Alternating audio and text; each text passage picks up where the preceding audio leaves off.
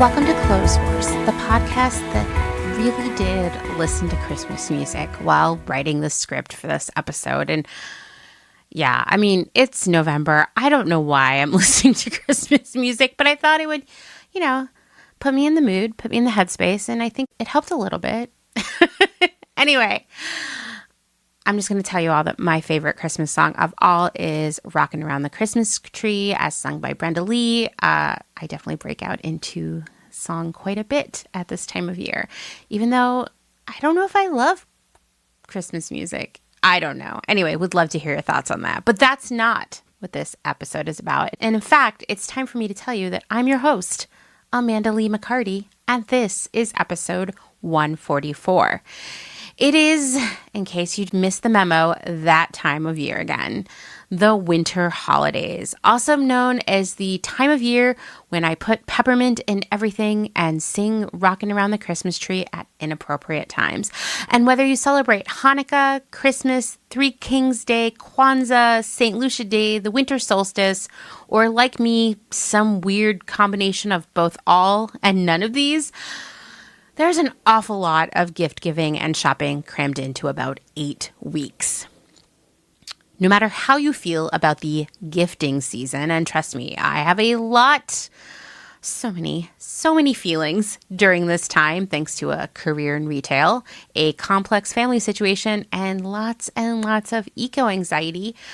But like I said, no matter what you and I might think, gifting season is happening. And gifting is an easy place for us to begin to educate others about consumption, about what happens when we buy things and what happens when we're done with them, and who makes our things, and all of the conversations that we have here on Clotheshorse regularly. This is a great time to introduce them to others, to put them into action, and have a serious impact. With so many people doing it, often to a degree, as I mentioned, that creates a major negative impact on the planet and its people, it's an ideal time for us to start conversations about doing things differently and to lead by example for those around us. It's time, to revisit a Clotheshorse tradition, the 12 Days of Slow Gifting. And this year, I am joined by the one and only Halloween queen and your fairy god thrifter, Maggie Greene. I am so excited to have her back as part of this holiday tradition.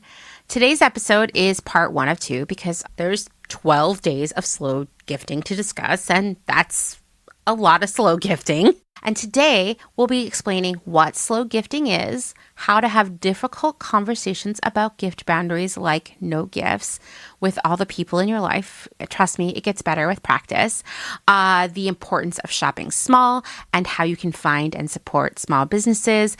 And we will have a ton of secondhand gift ideas for the people in your life. Honestly, I think Maggie and I could have made about 6 episodes that were just about secondhand gifting. So maybe we'll bring some more of that content back in the new year. I love a secondhand gifting challenge. Before all of that, let's listen to some audio essays because, as you know, every episode for the rest of the year will feature audio essays from small business owners in our community. Today we have not 1, not 2, but 3 essays. We've got Ruby of Spokes and Stitches, Bea of Heke Design, and Kait of Mystical Glow Candle Company. Something that doesn't get called out enough is this. Small business owners are brave. It requires so much bravery, so much strength to push aside the fear of failure, of losing everything that comes with being a small business owner. I, Amanda, am an incredibly fearful, anxious person. And for years, while I was depressed and unhappy with my career as a buyer, my friends would say, you should start your own business. And while I appreciated their confidence in my ability to run a successful business, the reality was that it was really hard for me to see how I could do that. For one, I didn't have a clear idea of what I wanted to do. Secondly, too many people relied on my income. To be honest, at the end of 2019, I ended my relationship with my mother, which a lot of you know if you've been listening to for a long time. But what you might not know is that after that, for the first time in many years, I was no longer paying the phone bills of everyone in my extended family, including my mom's fourth husband, 4 of 7. I legit would worry, like if I left my job to start a business and it wasn't successful, who would pay everyone's phone bills? How would they talk to one another? So that leads to the third reason I was stuck in my corporate life and couldn't leave to start my own business. I was just too afraid. I just wasn't brave enough, and I couldn't stop worrying about all the what ifs, all the ways it could go wrong. As I've said many times before, Clotheshorse exists because fate and the pandemic and my horrible fast fashion employer forced me to live in that place that I had worried about for years when I lost my job at the beginning of the pandemic. I mean, it's a good thing I was no longer paying everyone's phone bill, right? With no hope for another job on the horizon, I'd kind of lost it all. So why not work on something of my own? Clotheshorse is a small business, but to be honest with all of you, it is also an epically failing business from a financial perspective. I mean, obviously flourishing and just thriving as a business that, educates other people and builds community and, just gets to learn a lot of stuff and meet a lot of amazing people, but it doesn't make any money, and in fact, it loses money. Right now, the small amount of Patreon support and advertising money that comes in covers most of the expenses of running the show, but not all of it. What makes up that gap, what allows me to continue making Clotheshorse while also eating and having a place to live and getting healthcare and buying cat food, is my day job, which I took a little bit more than a year ago. If I weren't working somewhere else, I don't think Clotheshorse would exist anymore. That's the thing about running a small business, right? It's really, really hard. I am just not in a position to do only Clotheshorse full time. And many people are not in a position to run a small business full time. And many are cobbling together all kinds of other income streams, if you will, to make it work for them. Of course, all of us, myself included, would love to do what we love full time and only that, right? Like if I did only Clotheshorse, it would give me more time to create more content, to have more conversations with more people, to do more events and outreach in the community. I mean, man, I would be like setting up a network of people who teach mending and laundry. And I mean, like I have a million ideas there, and maybe that will happen someday. I mean, that would be incredible. That's my dream. I definitely, like a lot of you who are probably listening to this with your own projects and businesses, I definitely get into my head sometimes that it's just all one big failure for me, maybe just happening in slow motion. But I also do believe that change is coming. And I feel that for all of us. For me, as a person who creates content and offers information, I believe that more people are starting to shift their perspective to see that information and knowledge are just as valuable as stuff. And if that happens, then I really might be able to have Clotheshorse be my one and only job. And for all of the small business owners out there, I really do believe, I mean, I see this happening in front of my eyes, that more and more people who aren't even a part of our community, who are living other lives, who aren't even aware of the things we talk about in terms of sustainability and ethics, etc., but people who are just soured on big business and what it does and does not sell us, they're seeing more and more the value in shopping small and supporting small businesses. And I do think that we are on the threshold of a small business renaissance. I really do believe that. But I'm telling you all of this because our first audio essay from Ruby of Spokes and Stitches is about how her financial situation motivated her to pursue a full-time job. Once again, something I super understand. So her business is on the back burner right now.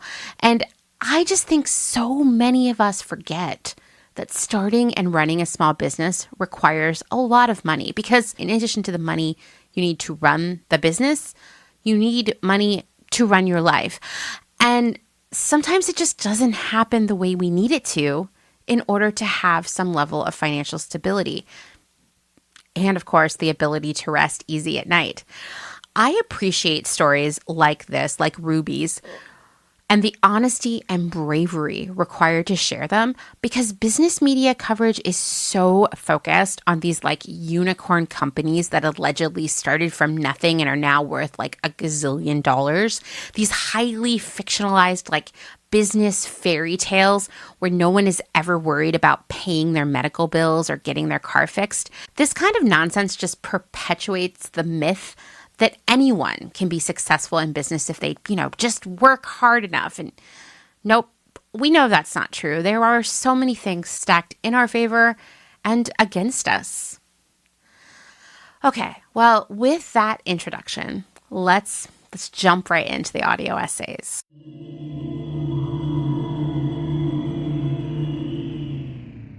Hi, Amanda.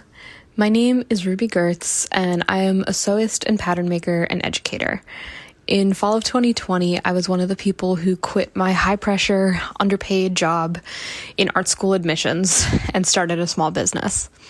I started Spokes and Stitches as an indie sewing pattern company. At the time, at the height of the pandemic, selling digital products online seemed like a safe and lucrative option. In my first year and a half, I released 4 sewing patterns and taught online crafting, sewing, and mending workshops for local libraries and other organizations. During the sewing pattern development phase, I fell deep down a rabbit hole of researching size chart development and grading techniques across a wide size range, and I basically developed my own system for drafting across different proportional fits in a way that would be gender neutral and ideally fit the most bodies across a wide size range as possible.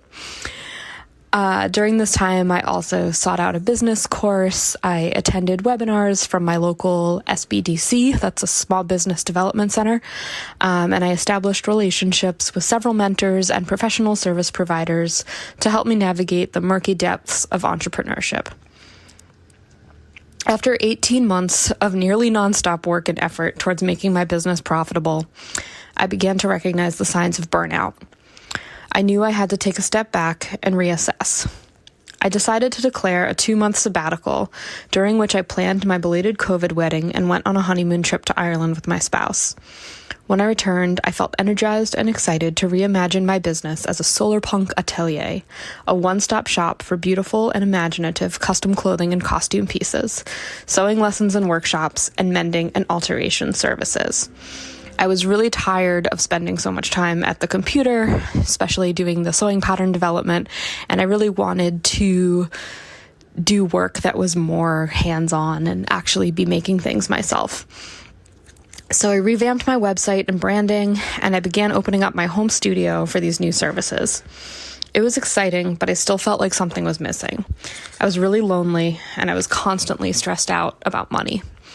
I have a lot of student loan debt, and the federal zero interest deferment on federal student loans was one of the reasons I was able to take the financial risk of starting my own small business in the first place.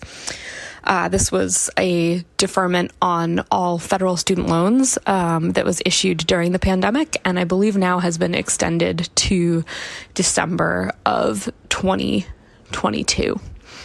So as the deadline for the loans to be, essentially turned back on was creeping closer, my financial anxiety was getting pretty unbearable. And then about a month ago, I got the opportunity to go work for a company that makes puppets, props, and costumes for the entertainment industry. This was a full-time job, in my field that utilized my skills, and the timing felt like a divine intervention, and I said yes. Right now, I've decided to put my small business on hiatus while I rebuild my savings and learn new skills working for someone else. I'll still sell my PDF sewing patterns online, but I won't be taking commissions or teaching sewing lessons or workshops for the foreseeable future. There are definitely sacrifices I'm making by choosing to work full-time for someone else, and I thought about these a lot when I made this decision. Having to ask for time off, having a shitty commute, using all of my time and creative energy towards someone else's projects and goals. But honestly, trying to run a small business as a solo entrepreneur caused me so much stress and anxiety that I was willing and even excited to pack it all away for a while. My new employer is great, and they've made it really clear that they care about their workers' quality of life. It's been really delightful working on a team of people and getting to know other creatives and working alongside other people instead of working alone by myself all the time. I still think that I'll circle back to entrepreneurship in the future, but for now, I'm really grateful for the opportunity to make consistent pay and not be shouldering the burden of always having to be in charge and make every decision.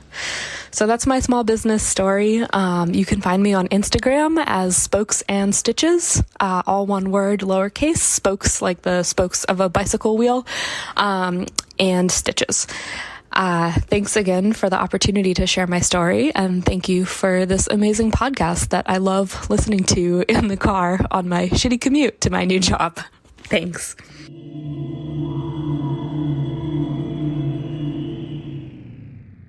Hi, Amanda. Thank you so much for giving small businesses this opportunity and for being such an influential change maker. My name is Bea Lorimer, and I have an upcycled clothing brand small business called Heke Design. I work with pre-loved clothing that is typically destined for landfill. I started my business about 12 years ago, and I started because I saw how much clothing op shops throw out. They are just inundated with donations, and as I'm sure you know, probably at least 40% of what's donated gets tossed out. A lot of it's still in good condition. They just get way too much. Anyway, once I knew this, I felt compelled to do something about it. I've always been an avid recycler. I used to have a fashion design business a couple of decades ago, so I was already designing and sewing my own stuff. Actually, I've been sewing since I was about 8 years old. Anyway, I just started collecting bags and bags of clothing, cutting it up, seeing what I could do with it. I believe that from a design point of view, when you put limitations around it, you're just forced to be more creative. So I like that about upcycling. I'm based on Waiheke Island, which is a little island close to Auckland in New Zealand. So down here, New Zealand produces quite a bit of wool, especially merino wool, which is a nice washable, non-shrinking, lightweight kind of wool. So I focus quite a bit on that, collect heaps of merino jumpers and shrunken wool sweaters. I turn them into bright colored sweater coats, merino ponchos, and now I'm doing a unisex pullover sweater. I also work with lots of denim, making patchwork jeans, and I do a lot of skirts. There is such an incredible amount of waste in the fashion industry, whether it's clothing that's thrown out, industry fabric offcuts, or leftover fabric samples. There is just no way that anything new needs to be produced. We've got so much surplus. We've really got to be utilizing what we have. People have to get over this consumption mentality and start embracing upcycling. And anyway, why do people want to wear the same shit as everyone else? At least with upcycled, each piece is going to be unique. So I think find your own style, be colorful, shop mindfully, and support upcyclers. Anyway, that's my thoughts. Thank you.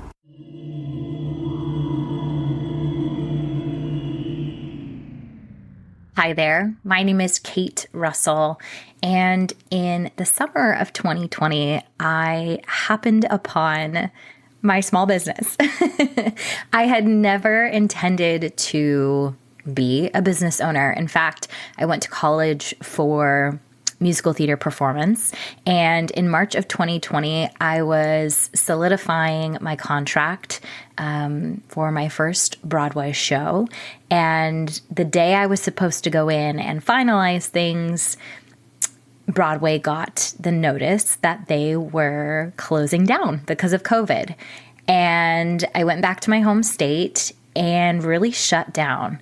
Everything that I had worked for the past decade of my life had just been kiboshed right in front of me. And I didn't know what to do. I sat on the couch eating Ben and Jerry's and watching RuPaul's Drag Race for many months when my sweet partner asked me if there was anything I had always wanted to do. He wanted to help me get out of this funk. And I racked my brain for a little bit and I realized, I always thought it would be really cool to try and make candles. Just for fun, just for me. And he was very sweet and he bought me a candle making kit off of this random website, and it came, and I was so excited because as a young girl, my mom always had candles lit in the house.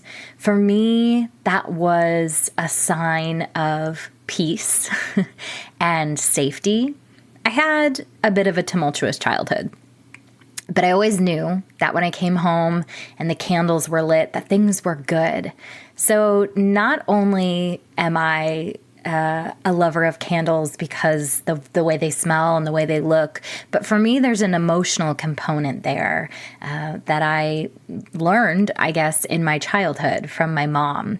We would always go shopping at the Yankee Candle store, and the scents were always so comforting to me. And again, it was like a beacon of hope. I knew when I came home, the candles were lit, that it was going to be a good night. It was going to be a good day. And so fast forward to 2020 and my candle kit arrives and I make my first set of candles and they turn out better than I ever could have hoped. Now, I want to preface this by saying that I am a Capricorn.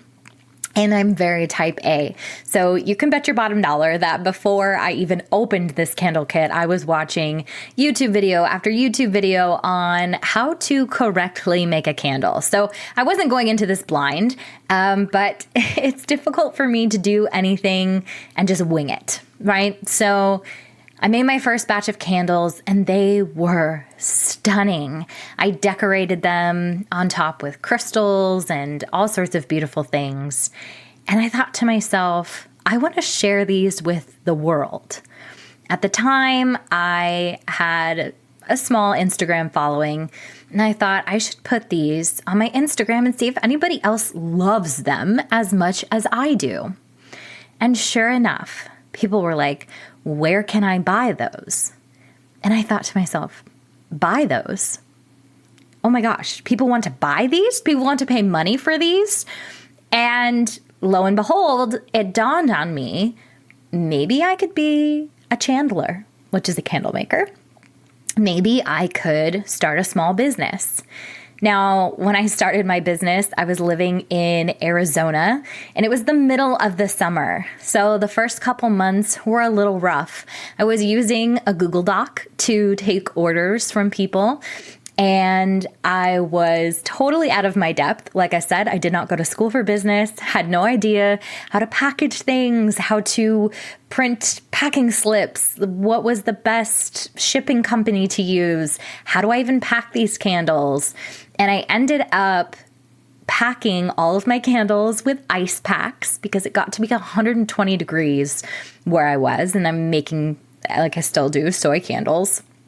And they melt really easily in 120 degrees.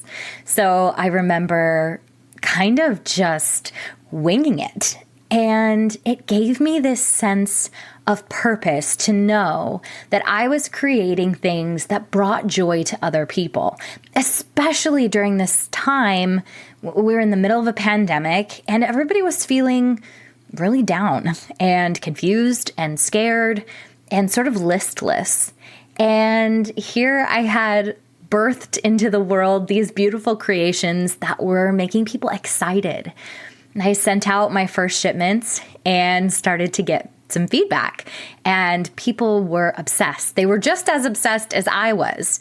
And I thought, okay, well, maybe now I can make a different kind of candle. Like maybe I can design something different. And thus, my company was born. So I sort of stumbled into it. And then the past years, it's been about 2 years now, it's gone through such a transformation. I've changed the name, I've changed the branding, and I have learned so much.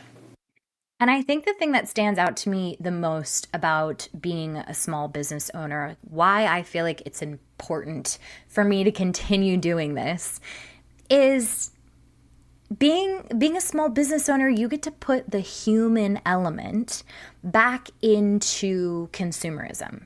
We live in a society where we are constantly bombarded with buy this, buy this. I mean, Jeff Bezos is like the richest person in the world. Everybody Amazons everything. But there's this beautiful, unique human element that you don't get when you are purchasing things from places like Amazon or Walmart.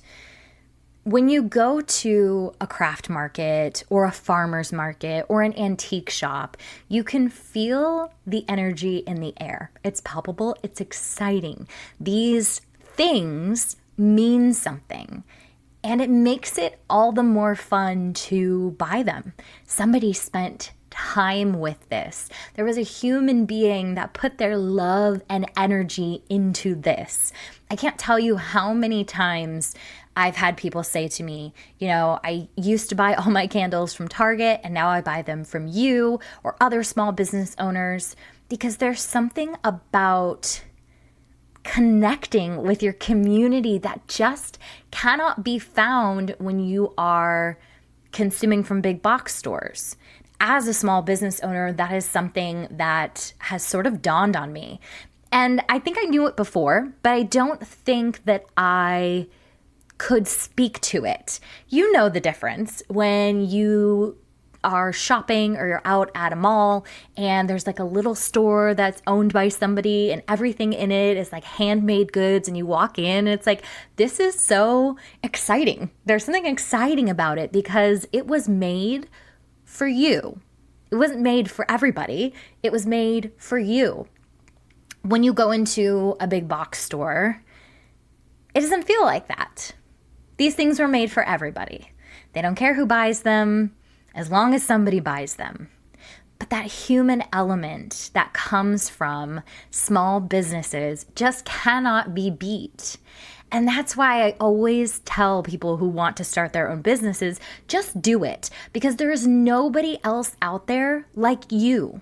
There's a million people selling candles. I am not unique in that respect. I'm unique in that I'm me. And when I make something for you, this is the only place you can get it.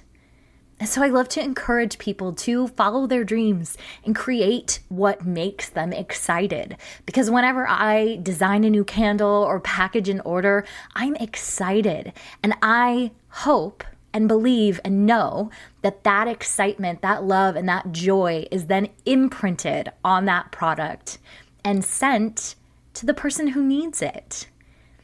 And it's in this way that I feel like we can reestablish connection with each other in a very human way. So I guess throughout my journey, I've learned that energy is important and people can feel it. It's why your favorite brands are your favorite brands, whether they're giant or tiny. They're your favorite for a reason. It's the energy that comes off of the product you're buying. And it's my belief that it comes from the person who made it, the person whose heart and soul went into creating or curating that for you.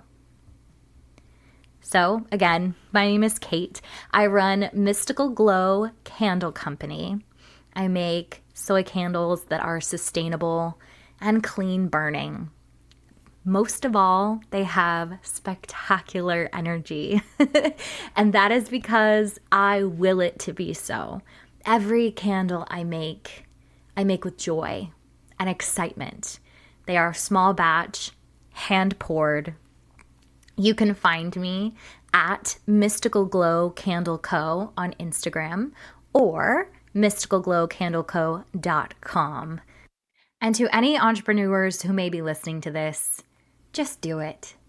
You are the thing that makes your business worth it. You are the thing that people are buying. It is your energy, your love, your excitement, and your joy. Thank you so much.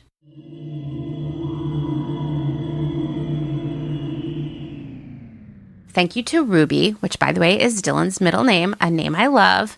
Also, thank you to Bea and Kait for some incredible audio essays. I am really proud to have all of you in our community.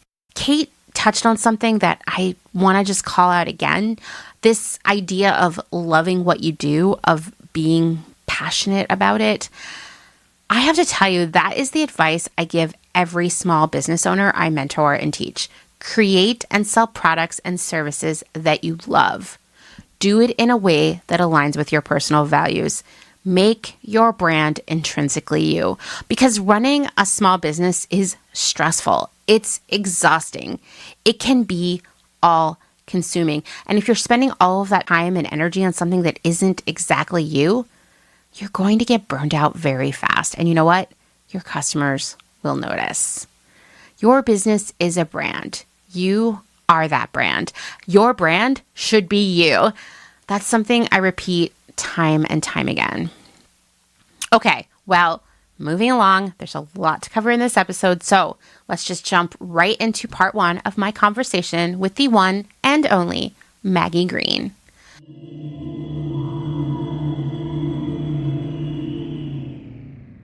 All right, Maggie, you're like a regular around here. I'm still going to go ahead and introduce you as the Queen of Halloween, even though we have moved on to other holiday themes at this point. But do you want to remind everybody else who you are beyond winning Halloween year after year? Yeah, so thank you for the acknowledgement. I never get tired of being referred to as the Halloween Queen. It's my favorite, one of my favorite crowns to wear. Listeners, you've heard from me before, but you can also call me your fairy god thrifter. That's a role that I play all year round. But I am the chief everything officer of Maggie Greene Style, which is a small micro business that I describe as a one-woman band on a mission to transform how you see yourself. And I specialize in personal brand and style. So naturally, you as the Halloween queen are a great fit for an episode about gifts. I think, when I started to think about this year's slow gifting episode, I knew right away you had to be the guest, even though I know you do not love this time of year, nor do I. It's very complicated for me. And so I'd like to hear, what are your thoughts on the November and December of it all? I mean, Halloween is my Christmas. It's like that's kind of, I invest everything, emotional energy. You creative. nailed it this year, by the way. I couldn't have been more thrilled by your costume. Thank you. So, once Halloween is over, and it is like an overnight shift, like as soon as November 1st hits, it's like internally there's this, I wake up feeling differently. It's like, I don't know, it's like a downward spiral almost. It gets, it starts getting colder and darker and the days get shorter, but also just the holiday season and all of the consumption and the stress and the pressure. And of course, like I've got a complicated relationship with family, so it brings up, things like that. It's not my favorite time of the year. I don't have what one might call the holiday spirit. I am spooky spirit all the way.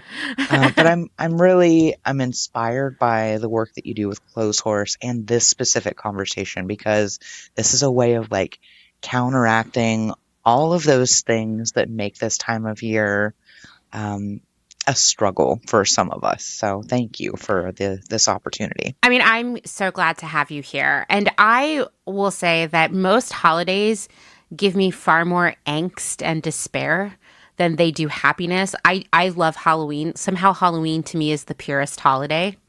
I love the aesthetic of Valentine's Day, but otherwise everything else about it can be a real emotional spiral for many people. Also, it's so consumery. Don't get me started on how New Year's Eve is always like literally the most disappointing night of the year. Yes. Let's see. Don't really do St. Patrick's Day, but I do love a Shamrock Shake. And Dustin and I do have a tradition of getting a Shamrock Shake every year. Not really sure if that is part of the spirit of St. Patrick's Day, but whatever.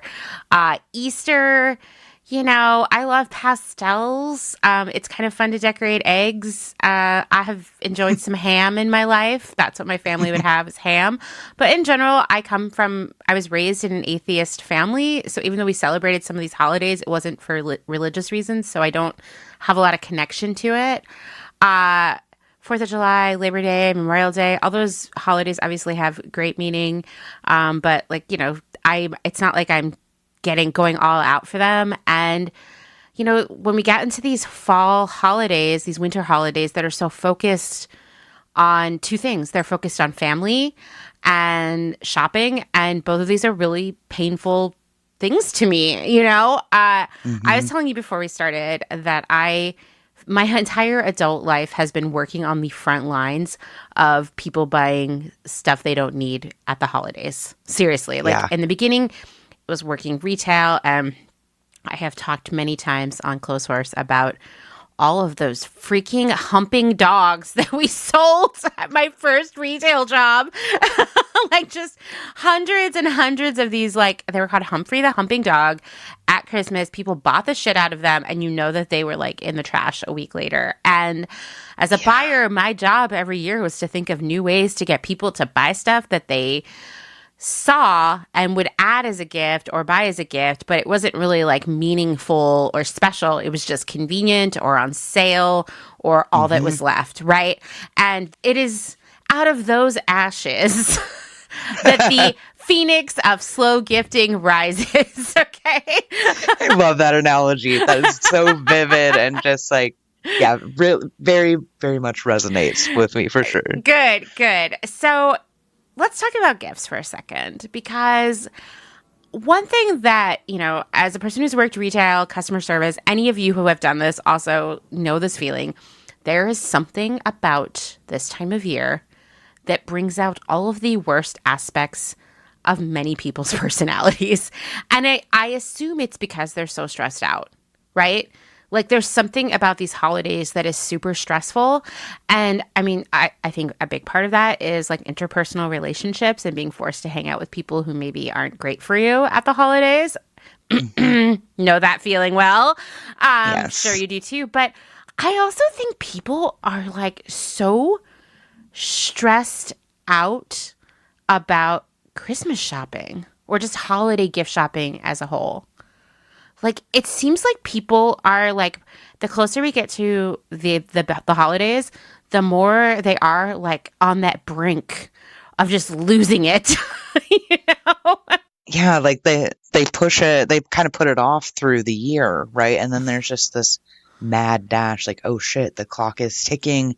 We only have, of course, commercials and the radio, and everybody's doing their big countdown to Christmas. How many reminders do we need that there are only so many days left? I think that just compounds that stress. Yeah, I think so. I think people worry about money. They worry about the time to find gifts. They worry about, is the gift good enough? Right? There's just, and then they have to go out there and they have to worry about crowds and driving and just the general chaos of this time of year. And if you have a lot of anxiety about being in crowded spaces, this is literally the worst time to go anywhere, as we get into this shopping season. The best thing you could do is go to places that don't sell things, which would be what? I don't know. Even a museum could get stay dodgy. Home. Yeah, just stay home. There you go. There you go. So I don't know, for you, I thought we could, before we start talking about what slow gifting is and give people advice, which is what we're going to be doing today, we're going to be talking all about the 12 days of slow gifting. I wanted to hear what currently this year, what is your plan around gifts? Who are you gifting? Would you have boundaries around it? Are you no gifts? Tell me what you're up to. So this year is kind of different than past years. I think I'm going to be even more assertive and vocal and a champion for no gifts. In my immediate, domestic environment, my partner and I, for several years running, we've kind of made this commitment to not really do gifts. Our thing is we treat the dogs like they have a Christmas morning. I love that. And I've been thinking about that a lot as well. normally we would get like stuffed animals, and we make this joke that like it snows in our living room because they just destroy everything. And like, obviously it turns immediately to trash and there's so much waste there. So if we're going to do stuffed animals, let's do them secondhand. Let's make that commitment. So that's going to be our challenge this year. But yeah, I don't want gifts. I want to make that known in this episode. Whoever's listening, who might be thinking, like, I mean, I love handwritten notes and cards and things like that. Let me know that you're thinking about me, but please don't send me anything. And likewise, like, don't expect something from me. I really want to move away from that. So that may change in the future. It's just kind of like my vibe in this moment. So I don't really have a plan for gifting. Last year, and I'll probably do this again this year, I made a point to record like personal video messages to all of my clients, for example, which was a lot of work. They're maybe only a minute long, but like that list is long. And I'd like to do that for family and friends too, because it is personal, it's meaningful. There's also zero waste associated with it, no stuff. And it's something that they can watch once or 100 times or check it out later, years down the line. So, yeah, I'm a big no gifter. I love that. I have definitely, I have a kid. Even though Dylan is an adult now, I still do give them gifts and their partner. And Dustin and I might give one another gifts, but we actually, our family tradition is to go on a trip for the Christmas break week period there, because we're not like, I don't know, we're like not really connected to our families in a big way like that. However, like the pride that you take in your Halloween costumes is my approach to decorating my pink Christmas tree, but strictly as a craft aesthetic challenge. Don't worry, photos will be coming in the coming weeks, I'm sure. But our big gift to ourselves this year is actually Dustin and I are going to go to Japan after Christmas. Oh, wow. That's awesome. I know. I just was like, we are not doing anything for any of the other holidays. Just like travel has been really expensive. We have a lot of stuff going on. It's just been impossible to make things work out. We might go camping the actual weekend of Christmas, but because, I have off work, we have to like seize the day. But I have been just all year, like I am almost embarrassed to tell people how much I work, but I will say on the weekdays, I generally work from 8 a.m. until 9 or 10 p.m. every day between my day job and Clotheshorse and Small Biz Big Pick and helping other people, et cetera, et cetera. So I just like really need to get a break in at the end of this year. And I thought, why not go somewhere really far away? So that's what we're doing. Pretty damn far. Yeah. Good for you, though. Yeah, I'm excited. We haven't been to Japan since like before the pandemic, but it's a really special place to us. And I am also excited to see what it's like to be there when it's really freaking cold, because I live somewhere that isn't cold. So that's what our big gift, I guess, is this year. And in general, we just try to focus on secondhand gifts when we do give gifts, which is like a labor of love for me. It's right up there with decorating my tree, is like finding year round, no matter what, it's someone's birthday or anything else, is finding the most perfect secondhand gift. So that speaks to me really deeply. Like outside of the holidays, curating gifts for people and practicing generosity and service is like definitely a lifestyle, year-round activity for me. So I'm not anti-gift explicitly across the board. It's just like I want to remove it from this time of year and kind of make it, take a more holistic approach, I guess. Totally. Okay, so today we're going to talk about slow gifting, which is exactly what you just said. It's buying gifts with intention. It's actually choosing what the recipient of that gift wants, not just what is available or easy. There's a lot of that, not what's just on sale for Black Friday or you saw as you were about to check out at the store. It's about asking the recipient what they really want and need and having that dialogue. right? It's opting for secondhand gifts, which that's going to be my favorite part of this episode and probably yours too. But like, I would say one of my dream jobs would to be just to be a secondhand gift shopper for people. Like as a full-time job. Imagine if we could start that business, Maggie. I think we would kill it, where we were just like personal shoppers for secondhand gifts. I am so down. Yeah, that's like, I'm already creating the brand in my mind. That is, yes. They say if you do what you love, you never work a day in your life. And I mean, like we'll talk about this more, but I really do love giving people gifts. And actually, every time I go on a trip for business, I feel like this is very like 1950s dad of me. I always bring Dustin a gift back, a special gift that I have thought about on my entire trip or knew in advance I could only procure there. And so I love giving people gifts, and I especially love finding the perfect secondhand gift.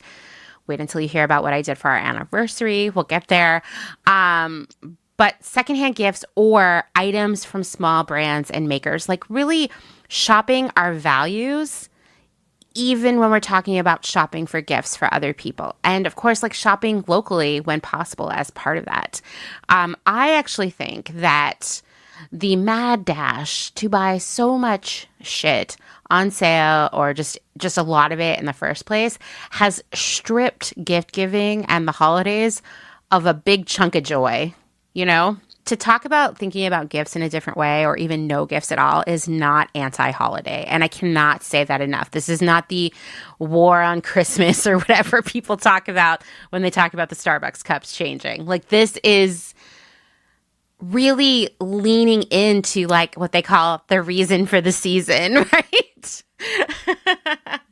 Another part of slow gifting is making gifts when you have that like time, energy, privilege.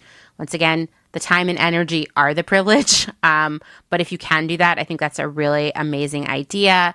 Reusing materials and packaging for your projects, skipping that brand new roll of wrapping paper. Don't worry, we're going to talk about wrapping paper in a few. And also revisiting your gift list. Like, does everyone need a gift? Do you need a gift from them? And, you know, as a larger question, isn't the pressure to give a ton of gifts just a product of consumerism? Maggie, have you been forced into gift situations outside of your control? Yeah, like so when I think about that, it's not so much like family situations, although I've had experience with that, but it's like, you know, the weird co-working, like, office gift exchange thing. Oh man. Super impersonal, like just really cheap and doesn't have any meaning. It sucks. You know, it's like, okay, we're not getting paid well anyway as employees, and even though like they're saying, you know, don't spend more than 10 or 20 bucks, like, so you're also expecting us to pay, you know, like make this investment back into the company for Christmas. It's just weird. I don't like it. Yeah, no, I've had to do it at so many jobs and it's so stressful. And I was thinking about it the other day, like, what is it about that? Why is it so common? Is it because adults really like to open presents, or is it that we're being told that it's more fun than it actually is? I don't know. That's a question for the universe, right? But I've had to do so many of those work gift exchanges, and it's always so strange to me that we do it. It's just like one more thing to be stressed out about too, right? Like, oh God, I got to go get this $20 gift. And I was teaching a class the other night, and you know, it was not about the holiday shopping at all, but we started talking about Bath and Body Works. And I said to everyone, how many of you in your life have received small bottles of lotion, shower gel, or hand sanitizer from Bath and Body Works from someone who didn't really know you? And everybody raised their hand. And I was like, what if this is what keeps Bath and Body Works afloat? Are gifts you give to people you don't really know very well? I don't know. Oh my gosh. That's hilarious. Right? How many small, like, gift-size bottles of lotion and products like that did I see on, like, desks and inside cubicles? And it's just like, yeah, they're cornerstones, kind of. That's funny. It is funny. And And, I creepy. will tell you, as someone who's like, I know it's creepy to give someone lotion and shower gel if you really think about it. Yeah. Okay. Unless you know them well, then fine. But I was thinking the other day about this like a little bit more because I was just getting in my head like, do I have to do this with my team at work? The good news is I brought it up and everybody was like, no, that's stupid. And I was like, fuck yeah. Thank you, everyone. But I was thinking about how, in many of my jobs, we obviously part of our business was e-commerce, and we got really into this habit of creating landing pages on the website that were like gifts under $10, gifts under $20, gifts under $50. And that wasn't because we were thinking about people's budgets. It was directly focused on people who are buying for these gift exchanges with a price threshold. They always have a price threshold, which I understand, but I can assure you that all of the retailers are out there are onto your tricks, onto your gift exchange tricks, and they are pandering to it. So, yeah. Okay, so revisiting your gift list. And then lastly, and this is so important, is respecting other people's boundaries about gifts. If someone says no gifts, listen to them. They are not just saying that. They really mean it. They really, really, really mean it. This is one where I don't know if you've had awkward conversations with people where you said like, listen, I don't want gifts. But the first time I had a conversation with a family member about this, she was basically like, you're a horrible person. That was the response. And I was like, I don't think it is. Like, listen, I'm spending so much money to buy a gift for you and your partner from me and then also from my husband. And it's just like, we could all take that money and go do something cool. I would rather you two go out to dinner or go to Disney World or whatever it is that you want to do, because I don't need it. If I need something, I'll go buy it, Yeah. And so that was a tough conversation, but I've had other people sort of take it as more like a challenge. Like, I was thinking that same thing. Like, I will keep this anonymous to respect people's privacy. But there is a person that like I have this same conversation with them every year, and it's usually like there's a middle person involved. Like, it's not a conversation that happens directly between us. There's like a mediator that's like, so and so says this or wants to know this, and I'm like, no, I don't want anything. I'm really serious about that. Please make it clear. And that's it's like weird and nuanced with them. I think they insist and are so persistent about gifting because they want like the acknowledgement and that like, I don't know. It's interesting. But yeah, so I'm gearing up to have that conversation again. Like I do every year. Like, no, I don't want anything. Please don't do that. Yes, so please awkward. Don't do it. Respect that. We're going to talk about that more, and we're going to give you some ideas for how to talk to people about that. Overall, this new approach of gifting, slow gifting, is, believe it or not, it's way more fun because it's already super fun to give someone a gift. Like if you love giving gifts, which I love giving gifts, it's like 1,000 times better if it's the perfect gift that you planned in advance, not something you just grabbed along the way, something that you selected with care and you really like thought about. It's just so great. It's also less wasteful because, oh man, and I know you see this too, Maggie. So many times I'm in the home goods section of a thrift store and there are always so many new in-box items that were totally sitting in someone's closet for garage, perhaps basement, whatever, for 5, 10, 20, 30 years that were gifts that they did not want. And I see a lot of them, the same things over and over again, like, oh my God, so many bread machines, or like, pasta makers. Oh my God. Yeah, exactly. I was going to say appliances that only serve one purpose. Mm-hmm. So many of those. Please don't buy those, everyone. I mean, I get, okay, like maybe a toaster only serves one purpose, but it kind of does other things, right? But like we're talking like, this is a weird thing that makes cupcakes. No, that thing's called your oven. Okay. We used to sell a lot of those at my first retail job. Lots of these weird cupcake and donut makers that it was like, no, that's what your oven is. Unless they ask for it. In that case, you're filling a need. But like, yeah. Otherwise, Takes up counter space. They're not Or going to like use it. world's biggest wine glass that's my like God. holds a gallon of wine. No one wants that. No one wants it. They laugh at it for a second, and then guess what? It ends up at the Goodwill, probably broken. Yep. And that's the thing. There are so many unloved gifts that end up in thrift stores and landfills because they were merely selected to fulfill an obligation. And we all know that feeling. We've all had that, even if it was just for our office gift exchange. It was like, oh, it's got to be $20. I guess I'm going to get a bunch of this raspberry lotion. You know, raspberry lotion is a very specific thing. You know, it might not appeal to everybody. I also would just say, like, listen, let's get down to brass tacks here. Like, gifts cost money. People go into wild amounts of debt at the holidays for gifts. I don't even like thinking about it makes me queasy. I was going to get some statistics on it, and I was like, I can't handle it today. But I know that it does. My best friend growing up, Laura Curley, her mom, I don't think this exists anymore because we live in a major credit card era now, but she had this thing called a Christmas Club, which was like a special savings account that every week for the whole year she put money into, and then she got to take it out in December to buy Christmas gifts. To think about saving all year for this one small period of gifts, it just makes me so sad. Did you ever know anyone with a Christmas Club? No, what I thought you were going to say is layaway, because you were talking about credit and financing. Layaway. Now that's how my family got our Christmas shopping done. That's right. Layaway at Hills every year. Yeah. No interest or whatever for the first month, and like you're financing gifts. That's you're literally going into debt.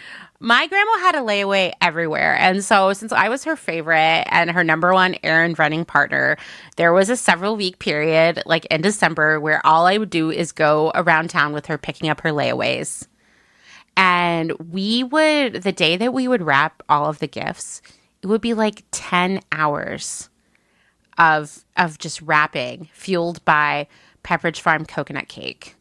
Like, just like sugar high, wrapping all of her gifts that she had put on layaway everywhere. And my grandma loves Christmas, so I get it. But my grandma would be a great candidate for slow gifting. Yeah, I can definitely picture that, like wrapping paper and tape and bows and. It all adds up, right? And the thing is, like, we all work so hard for our money, and living in 2022 in this world is very challenging as it is. Like, I don't want us to be spending our money on things that people aren't going to love, that are going to sit in a closet, that are going to go to a landfill. Like, we deserve better than that. The people in our lives deserve better than that. The planet deserves better than that. And honestly, our bank accounts deserve better than that, right? I also just am going to add, like, we've already talked about this, and we'll probably talk about it 20,000 more times.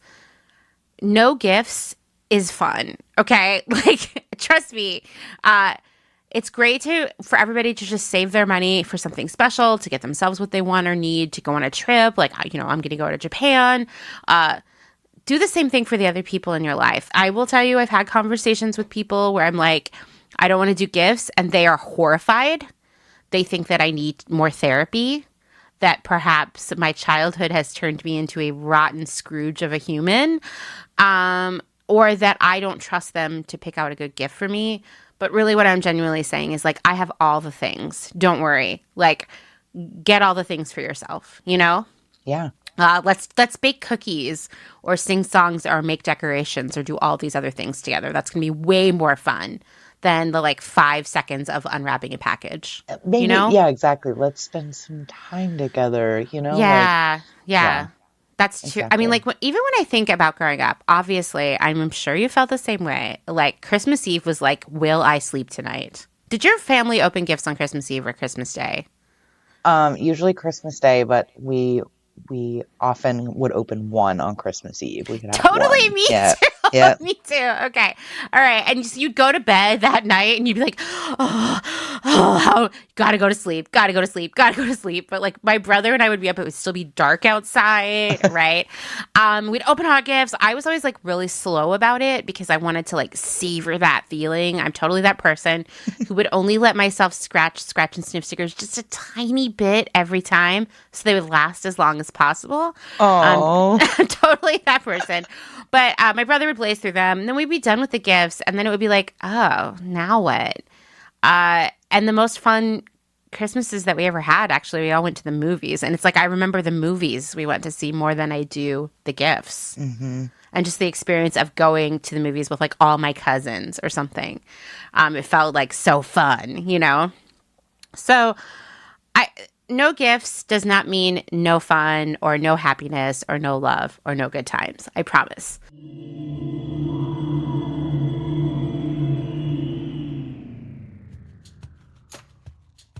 Hey there, my name is Carly, and I am the host of Consciously Clueless.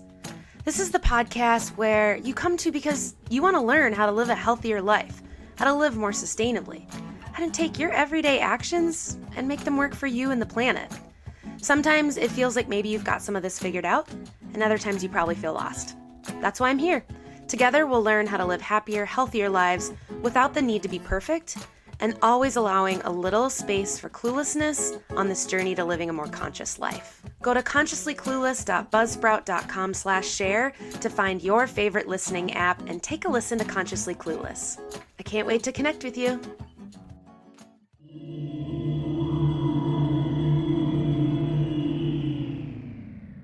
So explaining what slow gifting is was sort of like the first day of slow gifting. And now we're going to move on to day 2, which is start early. Slow gifting takes time, hence the term slow. So it's important that you start early. Maggie, did you ever have anyone in your family who started in like June or July? Oh, or even earlier than that, like springtime. Yeah. They see something, they grab it, and then they like hide it and stock it away until December. Yeah. Which I like love. That's me all year thrifting. Like I have been accumulating my secondhand gifts all year. Mm-hmm. It's hard for me to like keep it a secret. That's like the hardest part for me. I'm getting better at it, but I will be like, I can't take it anymore. I'm just going to give it to them now. You know, I'm definitely that person. But there is something like incredible about like December rolling around and all you're doing is like thinking about new ways to package all the sick gifts you already had and like thrifted. Mm-hmm. One excuse that I hear a lot for shopping secondhand, which I know you know very well, is that you can't just go to the store and get exactly what you want on the first try. Okay, it does happen sometimes, to be fair. But most of the time, it takes time, right? I don't know about you, Maggie, but like Dustin and I definitely have a lot of like weird superstitions about thrifting that I swear everyone does. Like Dustin feels that if you walk right into the thrift store and grab a cart, then you're not going to find anything. So what you have to do is walk around until your hands are full, then get the cart, and you will have a good thrifting. So he gets kind of like angry at me if I grab a cart because like I've basically ruined it. Like we're not going to find anything. Or other friends of mine are like, I can't go with one specific thing in mind because it won't be there. But if I don't think of it when I walk in, it will be there. I don't know if you've experienced similar superstitions. Yeah, I definitely think if you walk in with urgency and there's like this very explicit need that you have to fill that's time bound, you're like, I need this thing for something this week. Yeah, probably not going to happen. At the same time, I think it's imperative that you make a wish list before you walk through the door. Right. Totally. And also be open to like, I mean, be strategic. Make sure that anything you can possibly think of is on that list. Don't forget anything, but also be open to like whatever. You're not going to find everything on the list. You may only find one thing, but make sure you're prepared. Just don't go in with like expectations.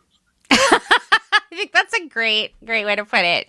Basically, secondhand gifting is the best thing ever, but like you need to be working on it all year. Now, if you are listening to this episode now and it's November, this does not mean that the ship has sailed on finding secondhand gifts for people, but you're just going to need to change up your strategy. Like you might need to buy more online. Or go to multiple.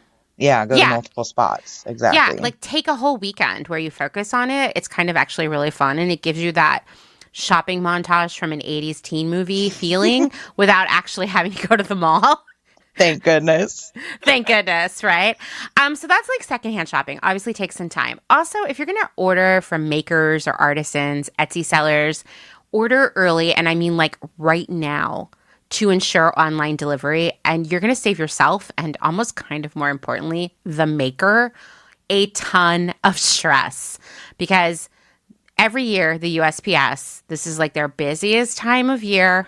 The volume expands like exponentially because we've got gifts, we've got online shopping, we've got holiday cards, and I don't know, probably there's hams right now on a mail truck somewhere. Someone's shipping a ham or those pears, gift baskets, all this stuff. It's all coming.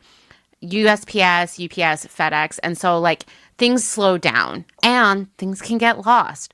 That's why it's really important to start now. Place those orders like as soon as you're done listening to this episode, if you were thinking about buying something from someone on Etsy or Instagram, go do it right now. And honestly, you're going to spend December feeling very, very relaxed instead of every day messaging them to be like, did it ship yet? Do you have tracking? Seriously. I think a lot of people learned that lesson the very hard way over the past few years. I recently received a package. It is November of 2022. I received a package that I was supposed to receive in January of 2021, just a few weeks ago. What? It was the craziest thing. My phone rang and it said FedEx Lancaster. And I was like, well, that's weird. That's where I used to live. I'm like, that's strange. Maybe they're going to offer me a job. And I answered and they were like, oh, you're not going to believe this, but we have this package that is addressed to you that was sent USPS, but somewhere along the line, it just ended up at our FedEx facility. And I was like, whoa. They were like, do you want it? And I was like, I guess, but I don't know what it is because it was so long ago. And they sent it to me here in Texas. So Damn. There you go. So order now for sure.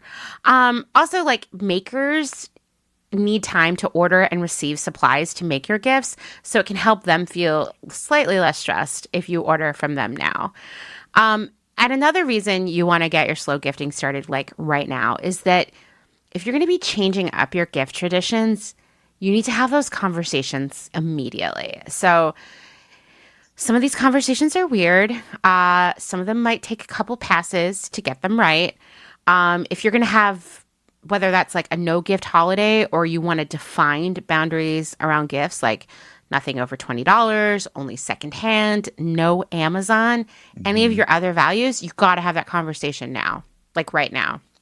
And my advice there is to keep it short and simple. Like, I'm not exchanging gifts this year because I want to live a more sustainable lifestyle or any other reason you want to use. And honestly, the one question I receive the most when we talk about gifting, well, there are two. Okay, the first one is people saying, I don't know how to have conversations with my family about Amazon. Have you heard this from anyone before, Maggie? Have you faced this dilemma? Not in my family, but I have had, I've heard people talking about their concern, like having that conversation with family members and loved ones. Yeah. Yeah. So, I mean, I get it. I have found that, of course, everybody who knows me is like probably annoyed with what a social justice warrior I am or whatever they call me behind my back. But when it comes to Amazon, to me, that's actually like the easiest conversation to have because I'll just say like, hey, I read this series of articles in the New York Times about how Amazon treats its warehouse workers and its delivery people, and it just made me not want to support them anymore. So I'm not going to be buying gifts from Amazon, and I would love if you didn't either. That's all you have to say. Maybe they want to know what articles you read or hear about what you read about, and that's a great thing to say it too. But I think I respect that some people shop from Amazon because it's like the best option that they have, right? I totally get that, and I'm not going to shame anyone for that. And it's really important to me when I have conversations like this that it doesn't come from a place of judgment. It just comes from my heart, you know, and what matters to me. And so I think just being very straightforward about how it makes you feel is enough, you know? Here's the other question that I get the most from people. I'm worried if I tell people that I don't want to exchange gifts, they will think that it's because I can't afford it. And the truth is I can't afford it. And that's a feeling that I understand for sure. And I think that we're all afraid to say that we are trying to save money or don't have the money. Guess what? Just say it. Just say it. Honestly, nothing settles a matter more than just being really straightforward about your needs, right? Which is like, I can't afford to do gifts this year. And most people are going to be like, oh, okay, that's cool. I get it. You know, most likely they're feeling the same way. So that sounds like a harder conversation than it's going to really be. It's like once you do it, you feel so much more relieved. And once again, if someone pushes back at you and says that saying no to gifts is anti-holiday, or putting rules around gifts is anti-holiday, I would say no. It's really about taking the focus away from shopping and stuff and taking it back to the truly important part of the holidays, which is, you know, building memories and spending quality time with the people you love the most, or spoiling the pets in your lives, which I really, Maggie, I'm afraid my cats are going to hear that you make the holidays about your pets, and I'm going to have to like do something about it. Uh-oh. You're welcome. No. I already get to spend about 4 weeks yelling at them like 70 times a day about the tree. Oh, gosh. So when we put a hook in the ceiling, the tree is attached to the ceiling. Oh, that's so smart. If you have cats, that's really smart. Yeah, easy. It's like a plant hook. It's fine, guys. It's a plant hook and ratchet straps. That's what Dustin uses. Because damn, that's hardcore. Hutch is a really big boy. Like, the tree needs to be solid. Uh-huh. But you know, no matter what, your feelings about gifts and the ethics of the gifts you receive and give are important boundaries, and there's no shame in communicating them to others. The whole idea of early shopping, or starting your holiday shopping early, can get a little dodgy, because what can happen is it can lead to over shopping, and then you're my grandma going around town getting all your layaways that you've been working on since July. You do not want to do that. And I will tell you, retailers have been trying for years to get customers to start shopping for holidays earlier and earlier. Case in point, when did you start seeing Christmas decorations out for sale, Maggie? I want to say it was before Halloween this year, for sure, right? Yeah, I try to avoid retail environments, but I know, like, as far as media, like, I mean, yeah, as soon as Halloween is over, it's literally November 1st. Like, you start with the music and the ads and the sales and all the stuff. Music. Yes. Yeah. Yep. No, it's true. It's true. I was at the grocery store the other day and Christmas music was playing, and I was like, what? Because it's also like, you know, been in the like low 80s here. And I was like, really like, wait, huh? I'm wearing sandals. What's going on? I'm so confused. It's disorienting. Yeah. It's very disorienting. Because I definitely do not have, there's no chill in the air for me right now.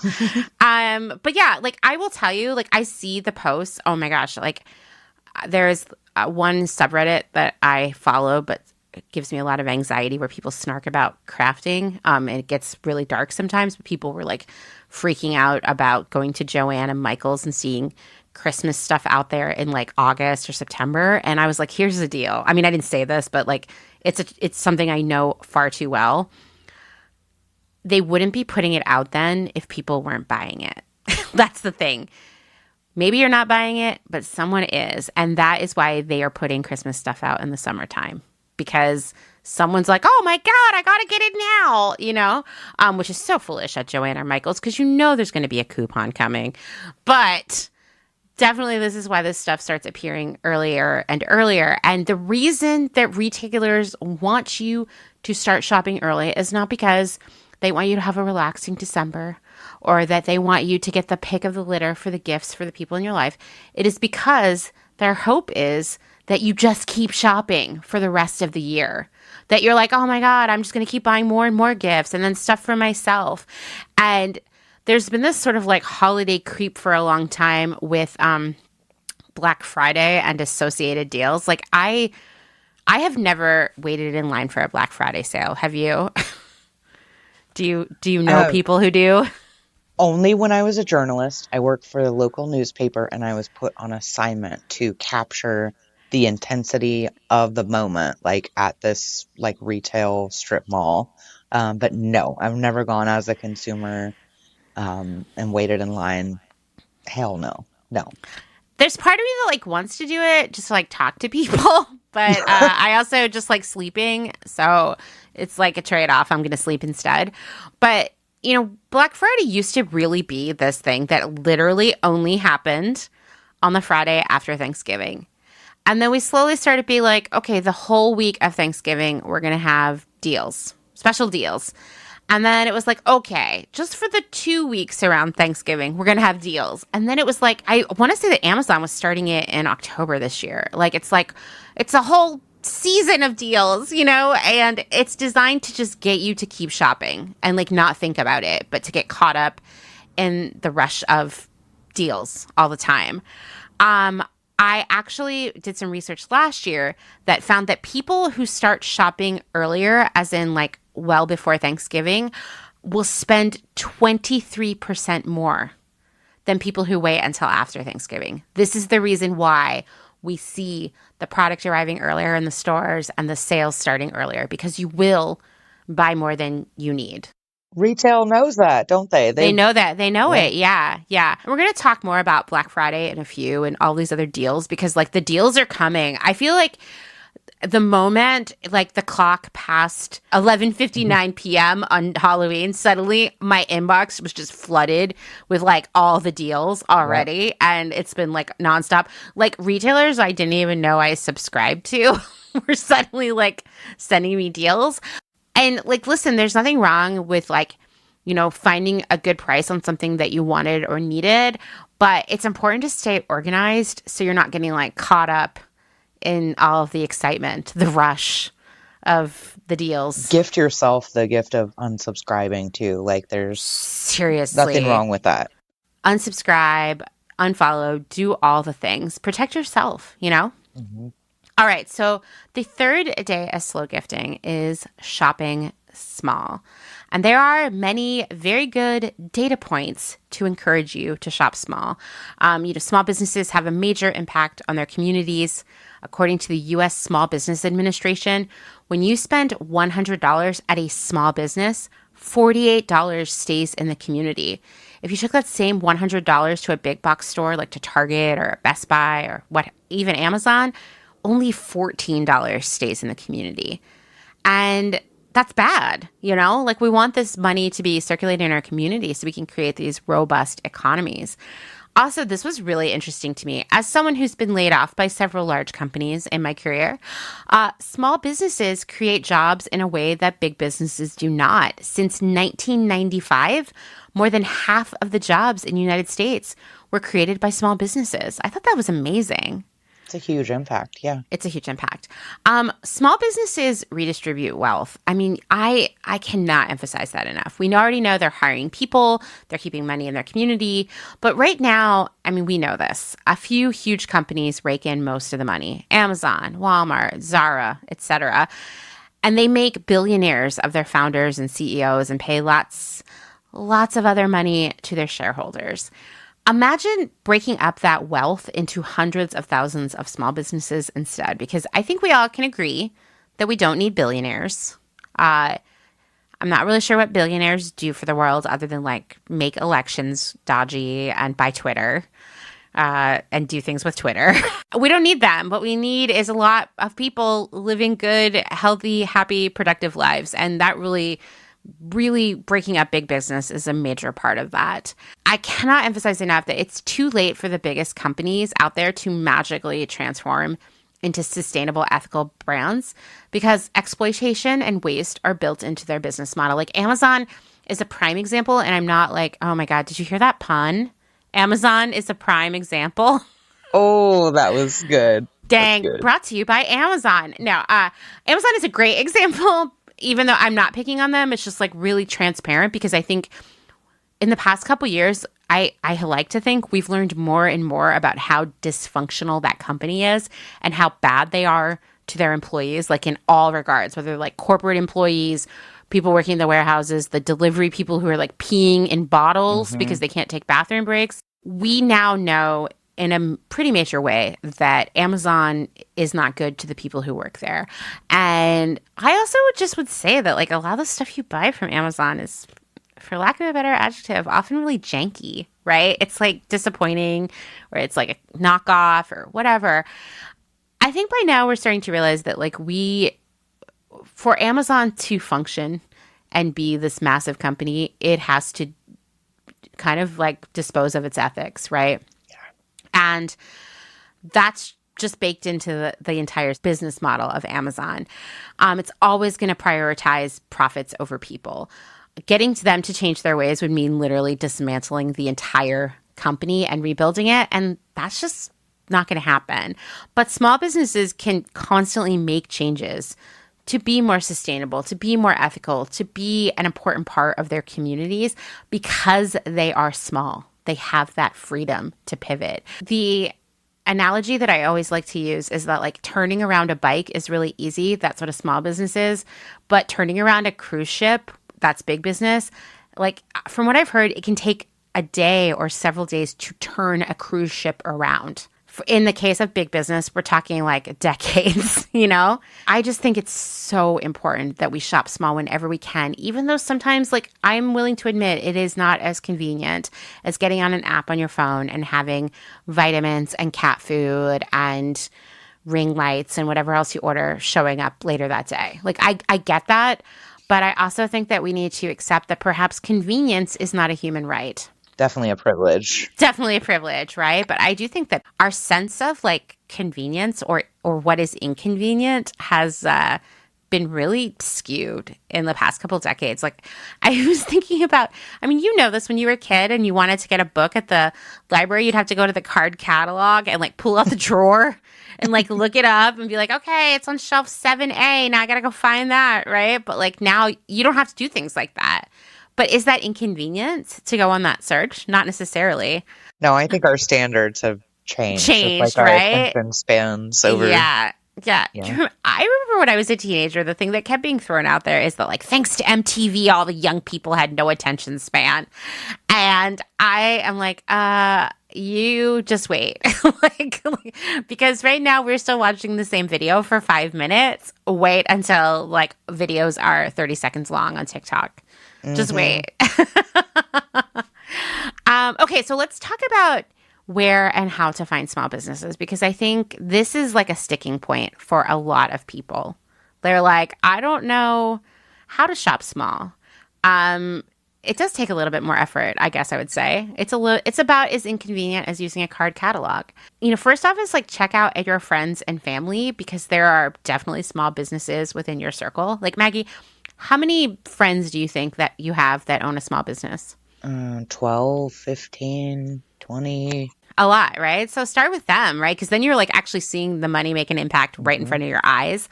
I personally love a gift pop-up, a craft fair, flea markets. This is the time of year for that. Bazaars. I also love the word bazaar. Yeah. It sounds like so much more elegant, right?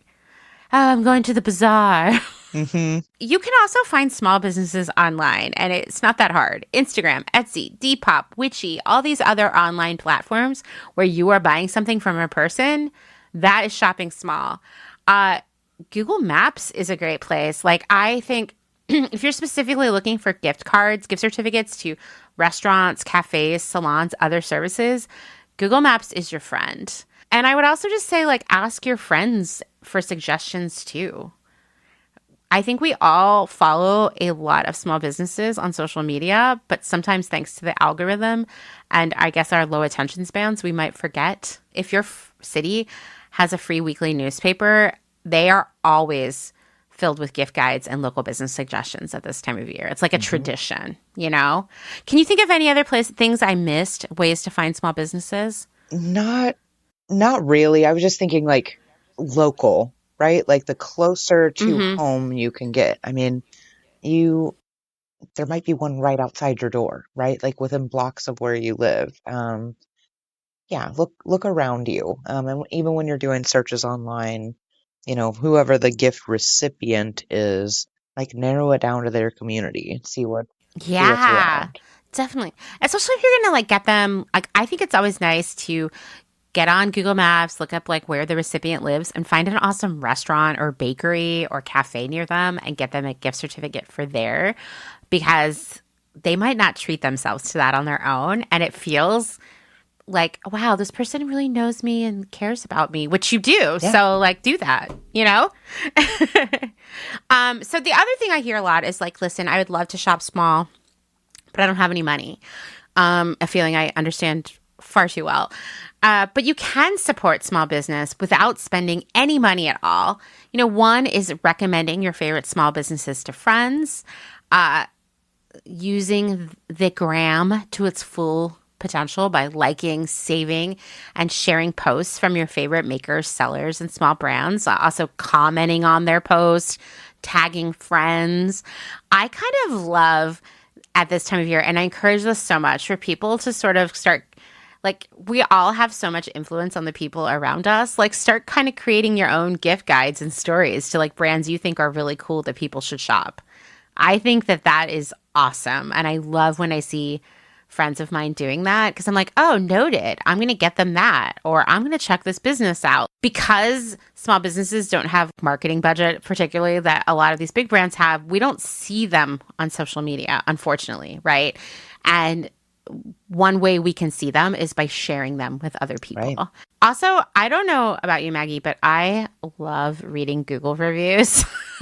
Like, it's like kind of one of my favorite things to do, just as a hobby, just to unwind, read some reviews of a local restaurant. So if you've shopped at or visited a business IRL, please leave a nice review for them on Google Maps. People like me, we fall for it all the time. I can't go somewhere that doesn't have some great reviews. So you share the love. Even if you've only bought something from them one time ever and it was 3 years ago, just talk about how great it was. It's a great reminder. And I also want to share, like, there's definitely 2 or 3 businesses that I want to review, like, before the end of this year. So, but also as a small business owner, I can tell you, when I get a notification that someone has left me a 5-star Google review, or any review, like, honest, I'm like, it's the best it makes my entire week. So it's huge. Yeah, it really, really is.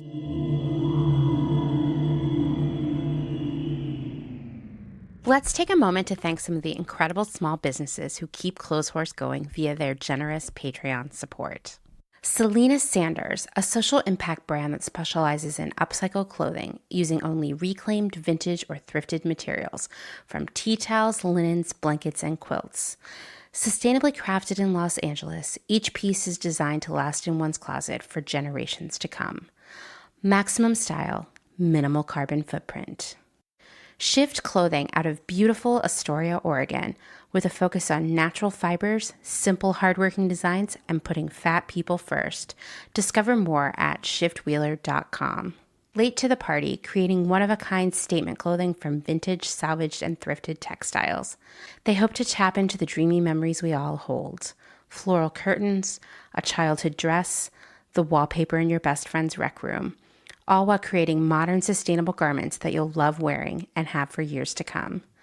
Late to the Party is passionate about celebrating and preserving textiles, the memories they hold, and the stories they have yet to tell.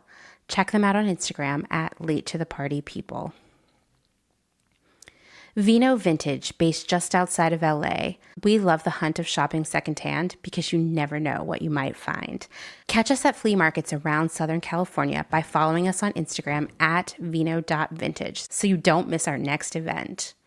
Gabriella Antonis is a visual artist and an ethical trade fashion designer. But Gabriella is also a radical feminist micro-business. She's the one-woman band trying to help you understand why slow fashion is what the earth needs. The one-woman band to help you build your own brand. She can take your fashion line from just a concept and do your sketches, pattern making, grading, sourcing, cutting, and sewing. The second option is for those who aren't trying to start a business and who just want ethical garments. Gabriella Antonis will create custom made-to-measure garments just for you. Her goal is to help one person of any size at a time, including beyond size 40. To inquire about this serendipitous intersectional offering of either concept, DM her on Instagram to book a consultation. Please follow her on Instagram and Twitter at Gabriella Antonis. And that's Gabriella with one L. Gotta get that spelling right. Dylan Page is an online clothing and lifestyle brand based out of St. Louis, Missouri. Our products are chosen with intention for the conscious community. Everything we carry is animal-friendly, ethically made, sustainably sourced, and cruelty-free. Dylan Page is for those who never stop questioning where something comes from. We know that personal experience dictates what's sustainable for you, and we are here to help guide and support you to make choices that fit your needs. Check us out at dylanpage.com and find us on Instagram at dylanpagelife&style. Salt Hats, purveyors of truly sustainable hats, hand-blocked, sewn, and embellished in Detroit, Michigan. Find us on Instagram at Salt Hats. Gentle Vibes Vintage. We are purveyors of polyester and psychedelic relics. We encourage experimentation and play not only in your wardrobe, but in your home too. We have thousands of killer vintage pieces ready for their next adventure. See them all on Instagram at Gentle Vibes Vintage. Thumbprint is Detroit's only fair trade marketplace, located in the historic Eastern Market. Our small business specializes in products handmade by empowered women in South Africa, making a living wage, creating things they love like hand-painted candles and ceramics. We also carry a curated assortment of sustainable and natural locally made goods. Thumbprint is a great gift destination for both the special people in your life and for yourself. Browse our online store at thumbprintdetroit.com and find us on Instagram at thumbprintdetroit. High Energy Vintage is a fun and funky vintage shop located in Somerville, Massachusetts, just a few minutes away from downtown Boston. They offer a highly curated selection of bright and colorful clothing and accessories from the 1940s to the 1990s for people of all genders. Husband and wife duo Wiley and Jessamy handpick each piece for quality and style, with a focus on pieces that transcend trends and will find a home in your closet for many years to come. In addition to clothing, the shop also features a large selection of vintage vinyl and old school video games. Find them on Instagram at High Energy Vintage, online at highenergyvintage.com, and at markets in and around Boston. Vagabond Vintage DTLV is a vintage clothing, accessories, and decor reselling business based in downtown Las Vegas, Nevada. Not only do we sell in Las Vegas, but we're also located throughout resale markets in San Francisco, as well as at a curated boutique called Lux and Ivy, located in Indianapolis, Indiana. Jessica, the founder and owner of Vagabond Vintage DTLV, recently opened the first IRL location located in the Arts District of downtown Las Vegas on August 5th. The shop has a strong emphasis on 60s and 70s garments, single-stitch tees, and dreamy loungewear. Follow them on Instagram at Vagabond Vintage DTLV and keep an eye out for their website coming fall of 2022.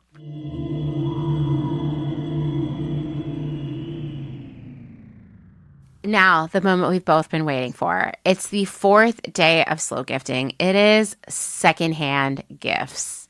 Secondhand gifts are not gross. Can we just start with that? Isn't it weird that I think more and more people are getting into secondhand shopping, but they draw the line at giving someone a secondhand gift? You know? Why? I don't know. I don't know.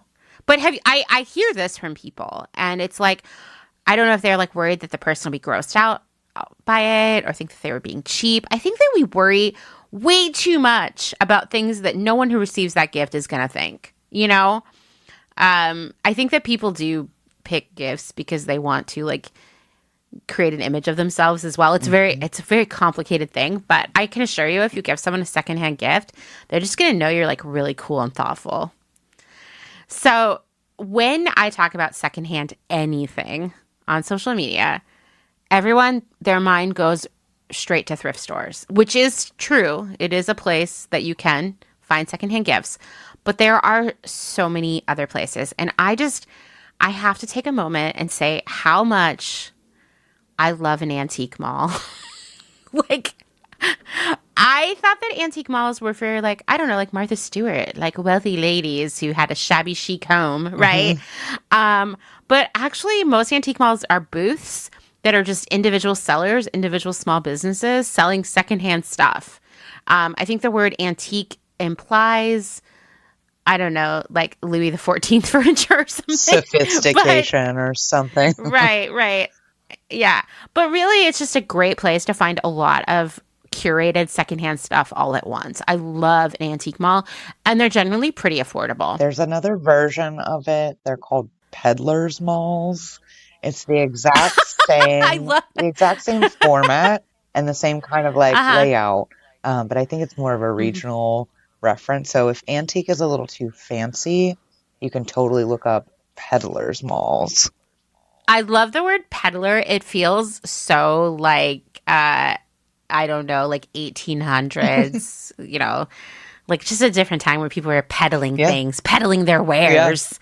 Uh, also, like, I didn't get to do this year because Austin has not been the shining beacon of yard sales that our lives in central Pennsylvania were. But let me tell you, I found a lot of awesome gifts last year at yard sales. Estate sales, the same thing. I will tell you, if you are looking for things that have never been used and probably are like vintage, yard sales are great for that because that's where people put out all the gifts that they got that they didn't like. That's right. That's right. Yeah. Yeah. So just saying, I've definitely bought stuff at yard sales and the person was like, wait, you really want that? And I'm like, are you kidding me? I've been looking for this my whole life. I'm like crying tears of joy. And there was one yard sale last year where I was like, oh my gosh, I'm sorry. We're buying so much. Just like we're doing our Christmas shopping. And I think they felt sorry for me. But like, if you saw all the cool stuff we found, they were like the best gifts ever. So yard sales, another one. Flea markets, love a flea market. Vintage stores, obviously. And then, of course, there are the online platforms, Etsy, Mercari, Depop, Poshmark, Vinted, Facebook Marketplace. Man, I have been hearing so many heartwarming stories of amazing gifts found on Facebook Marketplace. Like, if Meta goes bankrupt or whatever happens, well, if Facebook Marketplace goes away, we're all going to cry. We're all going to be It would sad. be a big loss for sure. I've found some pretty badass things on Marketplace. Yeah, seriously. It's so great. This year for our wedding anniversary, I really wanted to get Dustin some really nice glassware for making drinks because he has been, since the beginning of the pandemic, very into making tropical drinks, aka what some people call tiki drinks, but we are trying to move away from that because we think, like, while we love a tropical drink, we don't like the cultural appropriation and, racism that's a part of a lot of the traditional, like, tiki culture, including a lot of the glassware, right? So I really wanted to find him special glasses for the various kinds of drinks that we are making that didn't have any of that kind of iconography. And I will tell you, it took me a long time. I did a lot of research. I had many screenshots and saved tabs and all kinds of things. But I was able to get 2 sets of glasses that are incredible. One came from eBay. And they're like tall glasses with all these like different tropical scenes painted on them. They're from like the late 60s, early 70s. And when you put them in a row, they show a full like panorama scene. Oh my gosh. And then for the smaller glasses, I got him these like acrylic, they're also like late 60s, early 70s cups that look like they're bamboo, but they're plastic. And they're more for like, like a whiskey or a small drink, like that kind of thing. And those came from Etsy. Cute. So, you can find amazing things on online platforms and you can definitely like comparison shop. It's actually kind of fun. It's like research, right? Which I love. And yeah, it was really exciting to give them to him. And every time I drink out of one of them, I feel just like so happy. And like, there was an example of me having a really specific vision, a specific, deadline, which was our anniversary, and, a pretty specific budget. And I was able to make it all work. That's an example of how successfully you can curate some online gifts. I love that. Okay, so let's talk about gift ideas. I group these by types of people, but I know you're going to have even more ideas, Maggie. So first off, and this is like where I see myself as a gift recipient, is the people in your life who love to decorate and entertain. That is me. So vintage barware and glassware, there is so much good stuff out there from all periods of time and aesthetics. Dishes, cute salt and pepper shakers, a fondue set is a great gift. That's something, if you go to yard sales, someone's going to have an unopened fondue set. Yeah. Yeah. And give that person some cheese or a recipe book or some chocolate or something, like make a whole thing out of it. Cool coffee table books, unique coasters, placemats, fabric napkins, interesting napkin rings. These are all things I see secondhand shopping all the time. Home decor books of any era are also out there, whether your friend's really into mid-century modern or is like totally Laura Ashley 80s cottagecore. You can find these books. I know because I have them. Also, vintage cocktail recipe books. One of our first tropical cocktail recipe books actually came from a yard sale, and it has a wooden cover. It's so cool. Like, it's made of wood. Oh, wow. Very, very cool. Thank you notes and greeting cards. I love to like go to all the like little paper craft sections of thrift stores and kind of assemble these and then put them together as like one package for someone, like by color or theme. Nice. Fun, right? Vintage linens, towels, pot holders, trivets. It is all out there. Yeah. So what about your super stylish friend? So if Amanda is in the people who love to decorate and entertain category, this is definitely my category. Noted. And I want to say also as a stylist, which we'll talk about this a little bit later, like gifting clothing is really, really tricky. So what might you get a super stylish friend that isn't clothing? There are other wearables besides clothes, so jewelry and scarves come to mind. I'll say it's really important to be mindful of like metal allergies and skin sensitivities, especially with costume jewelry. And some people have nickel allergy, for example. I would also caution against rings, just because it's a size it's weird. thing. Yeah. Yeah. And I think that's like one of the reasons I am like not into buying people clothing, because the size thing makes, I mean, also just like personal feelings about clothing, like makes it so complicated. It's just not worth it. Yeah, exactly. Don't do it. Yeah. Avoid it. Purses, they don't have a size, right? Those are pretty universal. But any kind of bag, makeup bags, tote bags, especially if they're in colors or like motifs or have iconography that you know the recipient loves, they're going to freak out and think that it was picked just for them, which is the goal. Yeah. Luggage, overnight bags, backpacks, fanny packs. Oh my gosh, I'm sure thrift stores and vintage shops are loaded with those right now. So many. I can vouch for you. I have seen many fanny packs recently. Fancier, like upscale brands that maybe they couldn't afford to buy brand new. You see a lot of these in thrift stores and those antique mall kind of environments. Look at the label. If you know it's a brand that they have like an affinity for, that would be a really cool gift. I loved this idea, Amanda. A cute mirror, especially vintage. I actually have an heirloom set. It's like a hand mirror, a comb, and a brush, and it's silver, and it's really, really fancy. It's like I said, it's an heirloom, right? So this is 3 generations old, and I just it's the coolest thing. It's gonna last forever. I love that. And that's something that someone's not going to buy for themselves. Right. But is going to be so delighted to receive. Organizational types of containers for things like makeup brushes and products. And I'll say be creative about this, especially when you're buying secondhand, right? Like you're not gonna necessarily encounter things that are marketed as this is a makeup brush holder. So like old vases or tins and ceramic containers, vases, things like that are great for those purposes.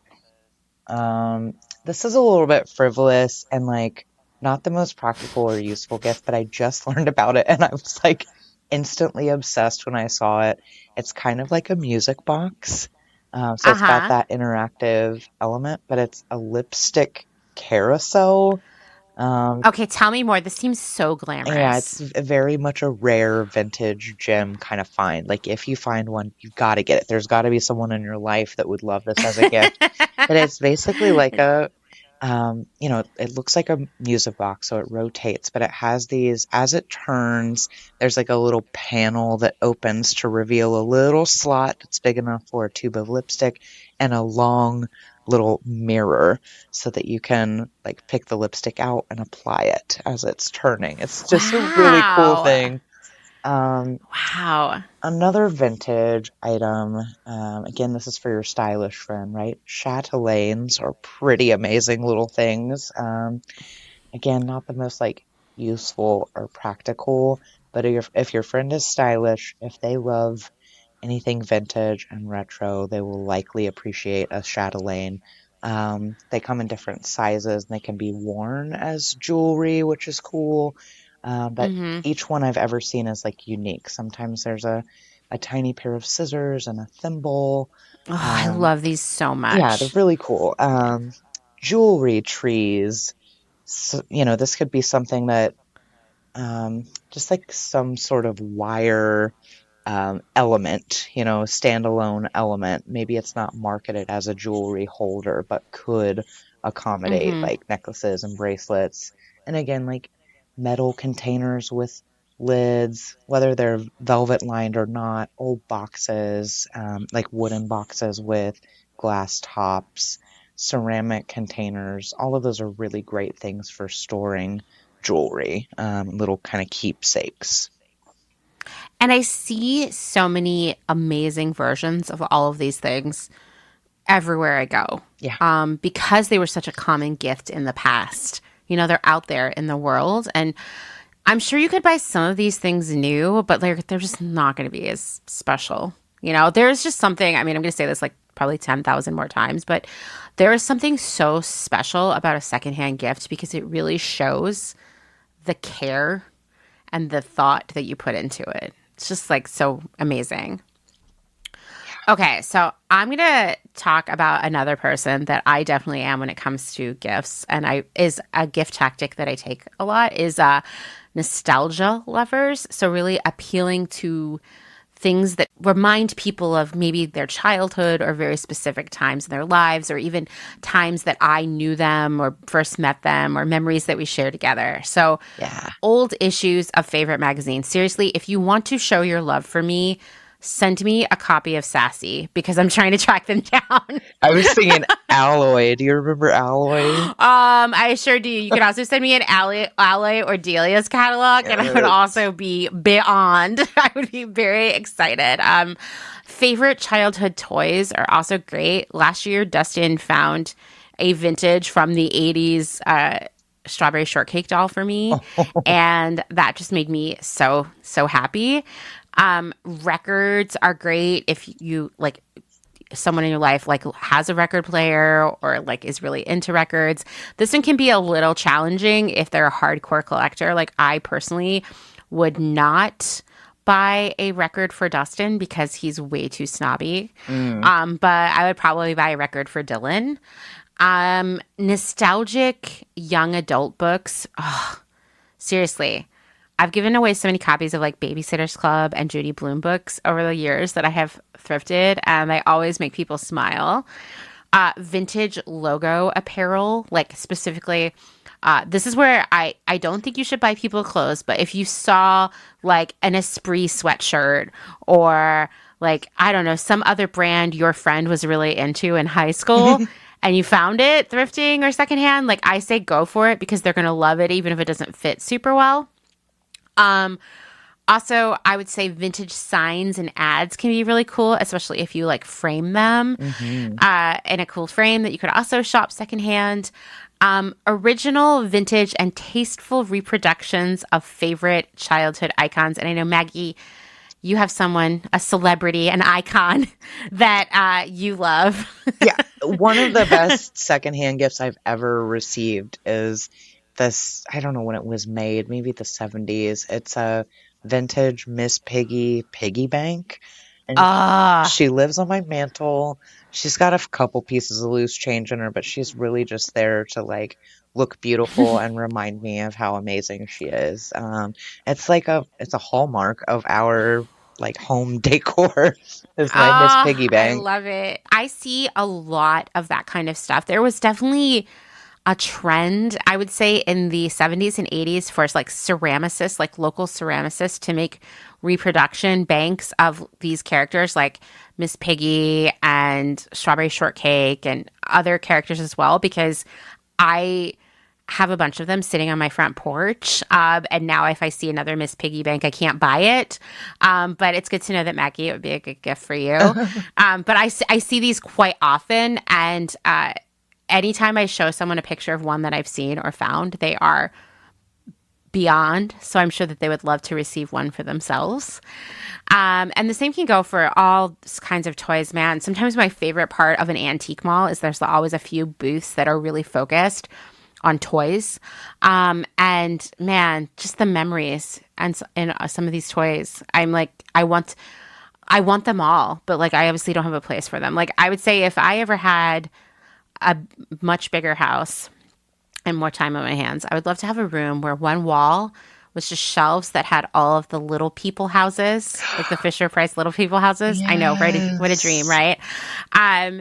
I know other people love things like that too. So, these are great gift ideas. Also, books by authors that that your friend likes, or maybe it's a really important book for you that that they would like. Mm-hmm. I really like secondhand books. I think like shopping secondhand books is sort of the gateway into the secondhand first lifestyle. And so I think, especially if you can find a book with like a really cool cover, like, I mean, obviously a book that that they want to read, but that is an edition with a really cool cover, mm-hmm. that can also be an amazing gift. And no one's going to be like, ew, a secondhand book. And if they are, you should probably stop talking to them. Yeah. Get some new friends. Exactly. Get some new friends. Exactly. All right. Your turn. Honestly, I consider myself in this category too, the crafty people in your life. We've all got a crafty friend, or maybe multiple crafty friends, right? They're always, hopefully a lot. Yeah, yes. They've got some kind of creative project going at all times. These are probably the people who are making gifts for you for the holidays. So what are some gift ideas, secondhand gift ideas for them?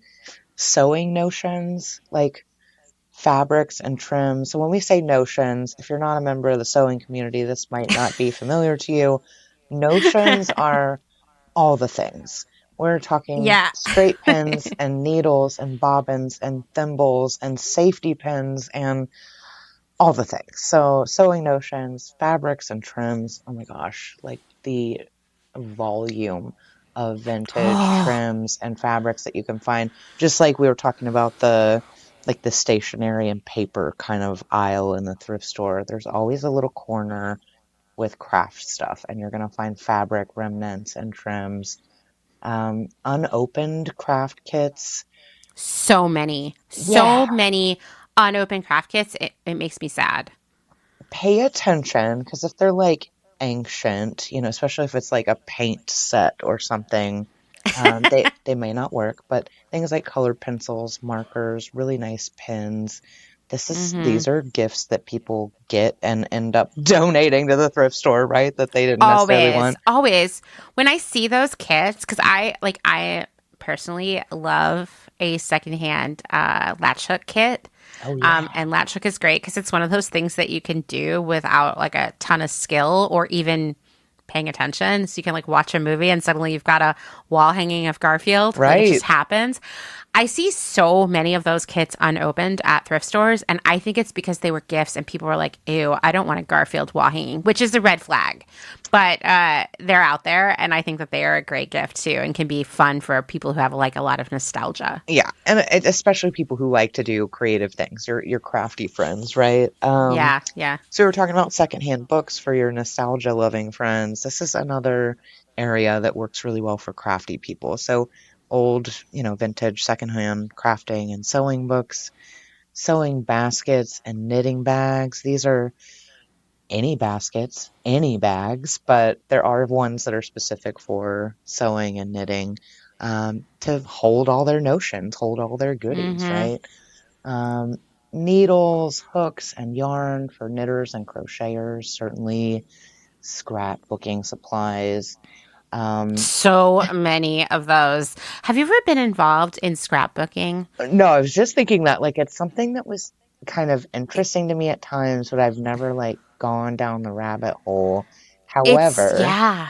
I had a friend in college who he was kind of a collector of things anyway, and he had this giant collection of vintage postage stamps that he ended up gifting to me. Whoa. And some of them were Wow. like actual, like you could have mailed a letter with them back in the day, but some of them were like more novelty collector's items. They were like they weren't National Geographic produced, but it was like different species of animals and birds and just like really cool plants and things. Yeah, and I ended up framing them. Like I put them in collections and then framed the collections. It ended up being really cool decor.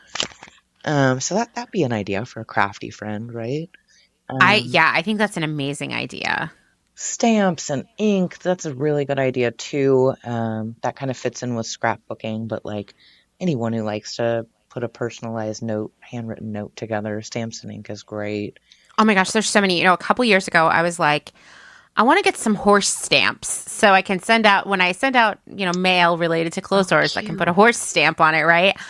And you would think like, oh, well, the curse of thrifting is like, you go in with an idea and you often don't find it right away. And I'm going to tell you, first thrift store I go into, I roll into the craft section, easily 20 horse stamps to choose from. Oh shit! How did you pick? Horses, it was difficult. I mean, there was like hand wringing. Like Dustin was there. We narrowed it down and we were like, okay, now we have these. Like, what do we think is next? I mean, that is just how many horse stamps there were. Wow. And so many ink pads that no one had ever used that were like still sealed. I mean, such a bummer. I think that crafting is one of those things where people are like, I'm going to do this. I'm going to get into crafting. I'm going to change my life, right? Then they get the stuff and then they're like, oh shit, I'm too busy surviving. I can't do these crafts. Yeah. And then they end up at the thrift store or the yard sale or wherever. So that's a good point, Amanda, actually. Like something that is true about crafty people. They would love any and all of these things on this list, but also like don't get all the things on the list. Don't overwhelm them with all, because chances are they've got part of a room or a dedicated space of some kind that's just like all these craft supplies that they had great intentions of using and never did. So be strategic and thoughtful. Think small and manageable. Or themed. Like I think you can very easily put together a little like gift bag, gift basket, gift tin, whatever you want to use as your vessel, of like, this is the stuff you need to make a horse themed notebook or something, Yeah. It has to be horse themed is like the only rule now. Well, for you, right, as the crafty person and the lover of nostalgia. Horse or cat gifts only, right? So we talked about clothing and apparel being a bit of a no-no. Yeah. Vintage sewing patterns are a great way to go for things that are not clothing, like aprons, right? Apron patterns would be really cool. So good. Plus, like digging through the totes or baskets or whatever they have them stored in at the thrift store, right? It varies. But digging through them is a fun exercise to find just the right one. It's super fun. Yeah. And wow, there are so many patterns at every store I go to. So many.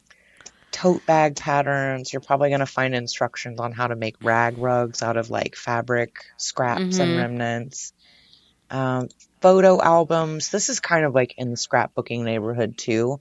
But whether it's themed or associated with scrapbooks or not, like empty, unused photo albums can be repurposed and upcycled into so many different kinds of things that they could re-gift, potentially even. Yeah. Circular gifting. I like that. Lock boxes, or like I was talking about earlier with a stylish friend, like jewelry type of boxes, wooden, vintage, tin boxes or baskets that you can fill with things like homemade cookies or sewing and craft notions.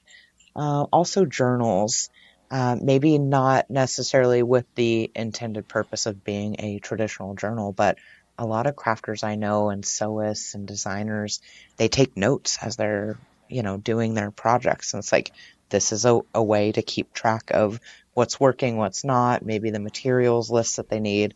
Journals and notebooks are really, really great gifts for crafty folks. They really are. because the potential is endless. Seriously. And there are a lot of those too at all the thrift stores I go to. So next are the home chefs, which I definitely fancy myself a home chef. Not to brag, but I do cook a full-on dinner most days. Cooking is like one of my favorite things to do because one, it's kind of instant gratification.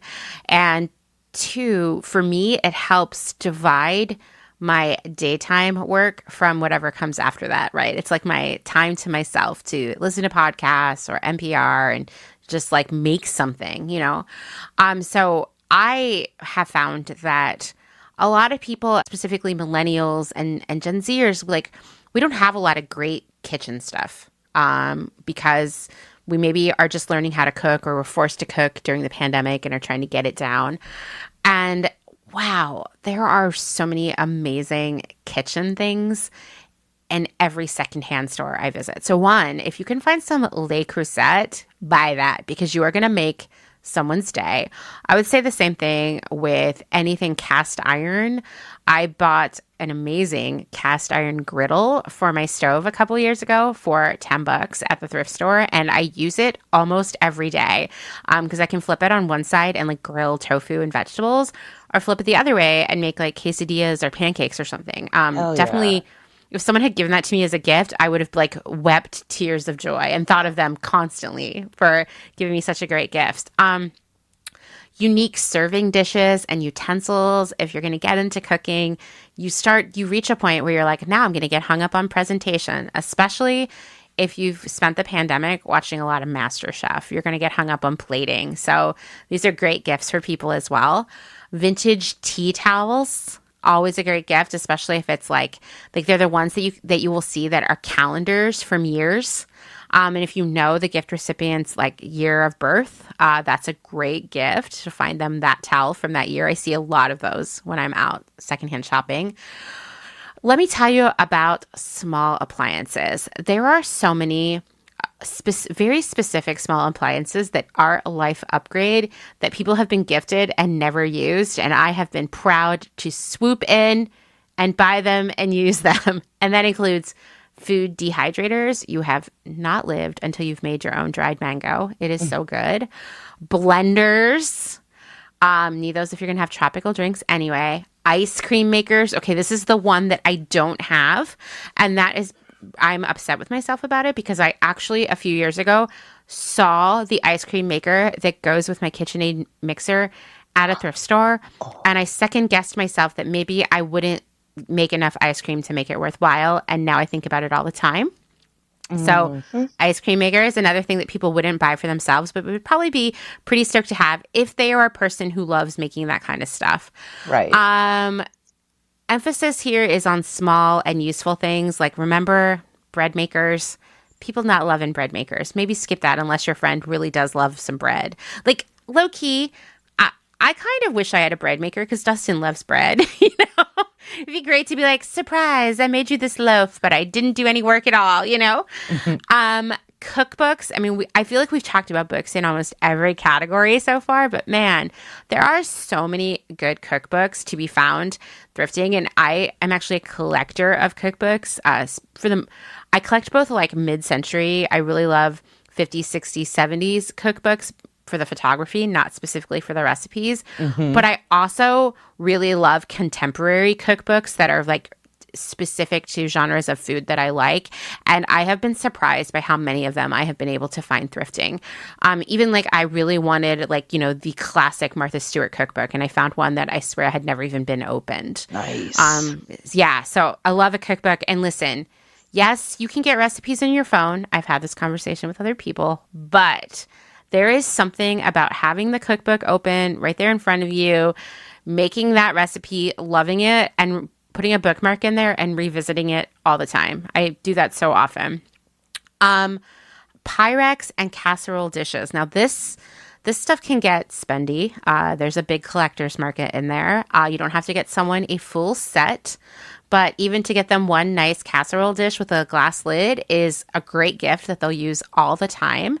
You obviously want to avoid pieces with signs of deterioration like cracking or pitting of the glaze. However, there have been rumors going around the internet, I know because many people have reached out to me about them over the years, that vintage Pyrex and other dishware contain unsafe levels of lead. And I have news for you that Snopes did a bunch of research into the vintage Pyrex claim and it was debunked. So vintage Pyrex is safe to use. Just once again, like you don't want it to be cracking or chipping, or like basically you don't want your loved ones to be getting little pieces of ceramic in their mouths when they're eating, right? So you want to get one that's in good shape. And I think you would do that anyway, but just like throwing it out there. If you are concerned about lead in vintage dishes or silverware, etc., I did a lot of research into this a few months ago because someone asked me on Instagram. And when it comes to utensils like forks, knives, spoons, serving spoons, I recommend going for real silver, which sounds, I know, so bougie, but actually you would be surprised about the sheer volume and low price of real silver at thrift stores and antique malls. And then plus you can be like, oh, I'm polishing my silver. It sounds so luxurious, right? And then in terms of like other dishware, if you're really stressed about that, you can buy these little lead swabs that are very inexpensive and give you instant results. So if that's something you're concerned about too. Nice. So that's Home Chefs. Whew, that was a lot. Okay, the last thing that we wanted to talk about is all the important finishing touches, which are things like baskets, wrapping paper, gift bags, bows, greeting cards, ribbon, artificial flowers. What else did I miss here? There's like all the things. All the things. Why is there so much wrapping paper at the thrift store? There always is. And always bags of bows. Have you noticed this? Yep. Yeah. And baskets, man. Whew. There's usually a whole aisle of baskets. No one should ever buy a new basket again for at least the next 10 years so we can let the basket economy reset itself. Yeah. We've got a surplus right now. No shit. Yeah. I also love a tin, especially if you're going to bake for other people. And there's always a plethora of tins. Mm-hmm. Christmas themed and otherwise. Yeah. Yeah. Yeah. And tins are great because they're reusable. And so I found so many great tins on my yard sailing adventures that like I low-key have a supply in the cabinet for when I'm going to make food for someone as a gift. And, you know, if they don't give it back, that's okay. But most of the time they do because, not because I ask, but because they're like, wow, this tin was so cute. I just want you to have it back. You know? Like, thank you. So much better than using a plastic bag or anything disposable, right? Like these tins are the gift that keeps giving. And I know, because I've done this myself, that you can wrap and present all of your holiday gifts without buying a single new piece of wrapping paper, ribbon, or anything. You might need some Scotch tape. That's about it. Yeah, I've heard of people using like fabric, like from their fabric stash, or like totally vintage sheets, even like that they cut up and wrap instead of using paper or something disposable. There's no limit. Like, and you don't have to wrap it. Whatever the gift is, you don't necessarily have to wrap the gift,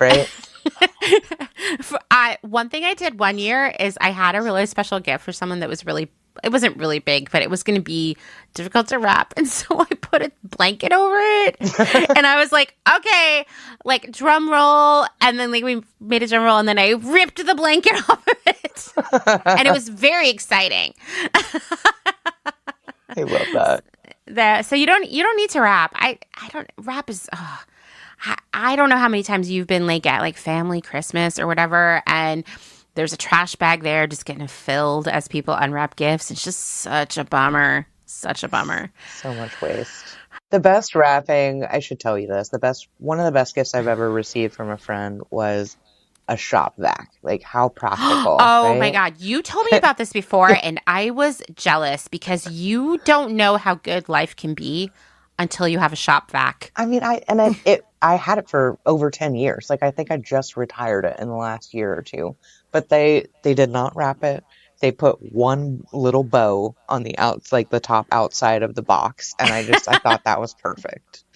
I love that. And yeah, like wow, we found a shop vac at a yard sale a few years ago, and man, game changer. I guess that means you're an adult when you are so pumped on a shop vac, but Yeah. that's a really great gift. So, something you brought up, which I really want us to discuss, is the concept of regifting and removing the stigma. I think that, and I might be remembering this wrong, I think that there was an episode of Seinfeld about regifting that really stigmatized it even more. But I want to hear your thoughts on regifting. I know what they are, but I want everybody else to hear them. We're talking about this like wave of stuff that gets donated to the thrift store or like thrown away or discarded or put at yard sales, like of the gifts that people receive that they don't really want or use, right? Mm-hmm. This is a way to redistribute those things. So in that way, like that's a selling point of regifting. The other thing that comes to mind is with regifting, you do want to be careful to not regift the gift to the original person who got you the gift in the first place. So that's like just a cautionary tale. Like make sure you keep track of who gifted you what, right? And when probably. But yeah, I don't know. I think there is definitely a stigma around it. It's like there's some weird obligation about holding on to something, like they're attaching some meaning to it because it came from this specific person, or there's some Yeah. perceived like sentimental value, when I mean in actuality the sentimentality comes from the memory. You can still have that moment and cherish that gesture Mm-hmm. Mm-hmm. without like the stuff itself like just sitting there collecting dust or not serving a purpose or bringing value to your life. Like regifting, I think is like kind of flattering actually. It's like this is useful enough. I see enough value in it that I'm going to put it back into the world and make sure that someone gets use out of it, because I'm not serving it well by not using it and appreciating it myself. So I'm going to pass it on, right? It's a waste Yeah. saving exercise too, you know? Absolutely. I mean, I think the goal for all of this is like, no matter where the gift came from, is for the gift to be used and loved, and not sit in a closet until it inevitably ends up at the Goodwill. Hmm. That's the point of it all. And I think that when you fully understand that and embrace that, it really changes the whole thought process around gifting. It's not just about fulfilling this obligation. It's about putting the right stuff in the right home, and I think regifting is fine. I mean, listen, if you have a friend who loves some Bath and Body Works lotions, I bet you have some hiding in a drawer somewhere that someone gave you 5 years ago or From something. some stupid office party gift Oh, exchange. That's right. Yep. totally, totally, exactly.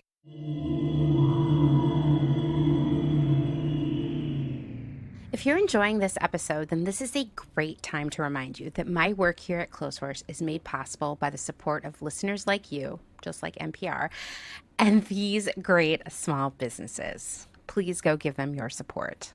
Blank Cass, or Blanket Coats by Cass, is focused on restoring, renewing, and reviving the history held within vintage and heirloom textiles. By embodying the love, craft, and energy that is original to each vintage textile as I transfer it into a new garment, I hope we can reteach ourselves to care for and mend what we have and make it last.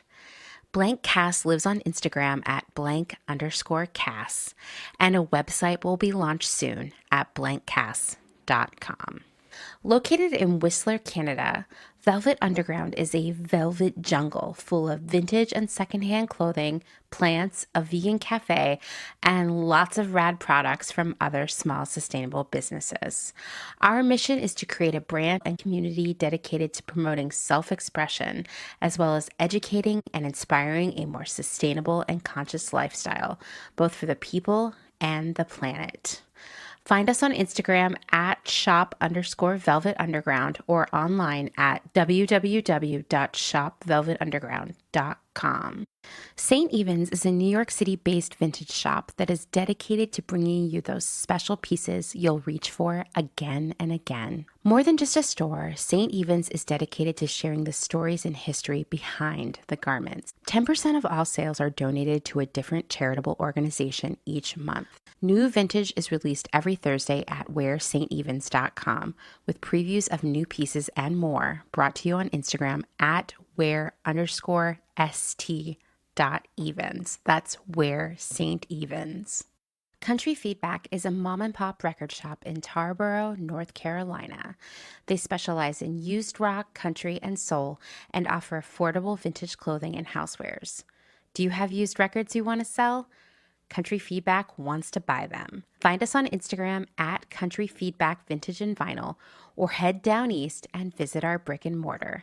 All are welcome at this inclusive and family-friendly record shop in the country. Republica Unicornia Yarns. Handmade yarn and notions for the color obsessed. Made with love and some swearing in fabulous Atlanta, Georgia by head yarn wench Kathleen. Get ready for rainbows with a side of giving a damn. Republica Unicornia is all about making your own magic using small batch, responsibly sourced, hand-dyed yarns and thoughtfully made notions. Slow fashion all the way down and discover the joy of creating your very own beautiful hand-knit, crocheted, or woven pieces. Find us on Instagram at Republica_Unicornia_yarns and at www.republicaunicornia.com. Picnic Wear, a slow fashion brand ethically made by hand from vintage and dead stock materials, most notably vintage towels. Founder Danny has worked in the industry as a fashion designer for over 10 years, but started Picnic Wear in response to her dissatisfaction with the industry's shortcomings. Picnic Wear recently moved to rural North Carolina, where all their sewing and accessories are now designed and cut, but the majority of their sewing is done by skilled garment workers in New York City. Their customers take comfort in knowing that all their sewists are paid well above New York City minimum wage. Picnic Wear offers minimal waste and maximum authenticity. Future vintage over future garbage. Cute Little Ruin is an online shop dedicated to providing quality vintage and secondhand clothing, vinyl, and home items in a wide range of styles and price points. If it's ethical and legal, we try to find a home for it. Vintage style with progressive values. Find us on Instagram at Cute Little Ruin. The Pewter Thimble is a curated secondhand shop based out of Rome, Italy. Owner Desiree Marie Townley has a background in costuming and makeup for dance and opera and focuses on dressing for the character you want to be in the world. Curated collections are dropped in a story sale and always have a specialized theme, like the color palette of Starry Night, the film classic Casablanca, and the children's novel The Secret Garden. Desiree works with local artisans, and pieces are rescued from markets and rehabilitated and resold with worldwide shipping. The Pewter Thimble is a collection of pieces that will have eternal style from the Eternal City. Discover more on Instagram at The Pewter Thimble.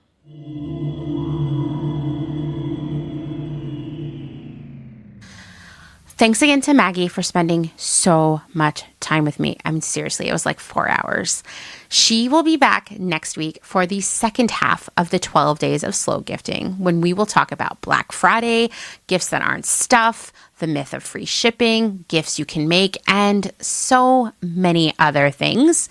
You can find Maggie on Instagram as at GreenStyleMags. You can check out all of the things she does at MaggieGreenStyle.com. And of course, all of that will be in the show notes. All right, well, this is a long episode, so I'm going to wrap it up here. I hope that you are already starting to get a lot of ideas about how you can incorporate slow gifting into your life, not just for the next few weeks, but also year round, because we give gifts all the time. And I love giving gifts. And it's not something I ever want to quit doing, but I do love doing it in a different, more thoughtful, more meaningful way. It has actually made the very enjoyable experience of giving gifts even more lovely and wonderful. Please follow along with the entire slow gifting series. I'm making tons of content around this for the next few weeks. You'll find it all on Instagram. And I look forward to seeing and hearing what all of you are doing this year as part of the slow gifting revolution. Thanks for listening to another episode of Clotheshorse, written, researched, edited, hosted, all the things by me, Amanda Lee McCarty. If you like what you're hearing, please leave a rating, maybe even a review. I love a positive review on Apple Podcasts. And most importantly, recommend the show to a friend. Let's get everybody on board with the slow gifting revolution. If you'd like to support my work financially, you can learn more at patreon.com/clotheshorsepodcast. And thanks, as always, to my other half, Dustin Travis White, for our music and audio support. Bye.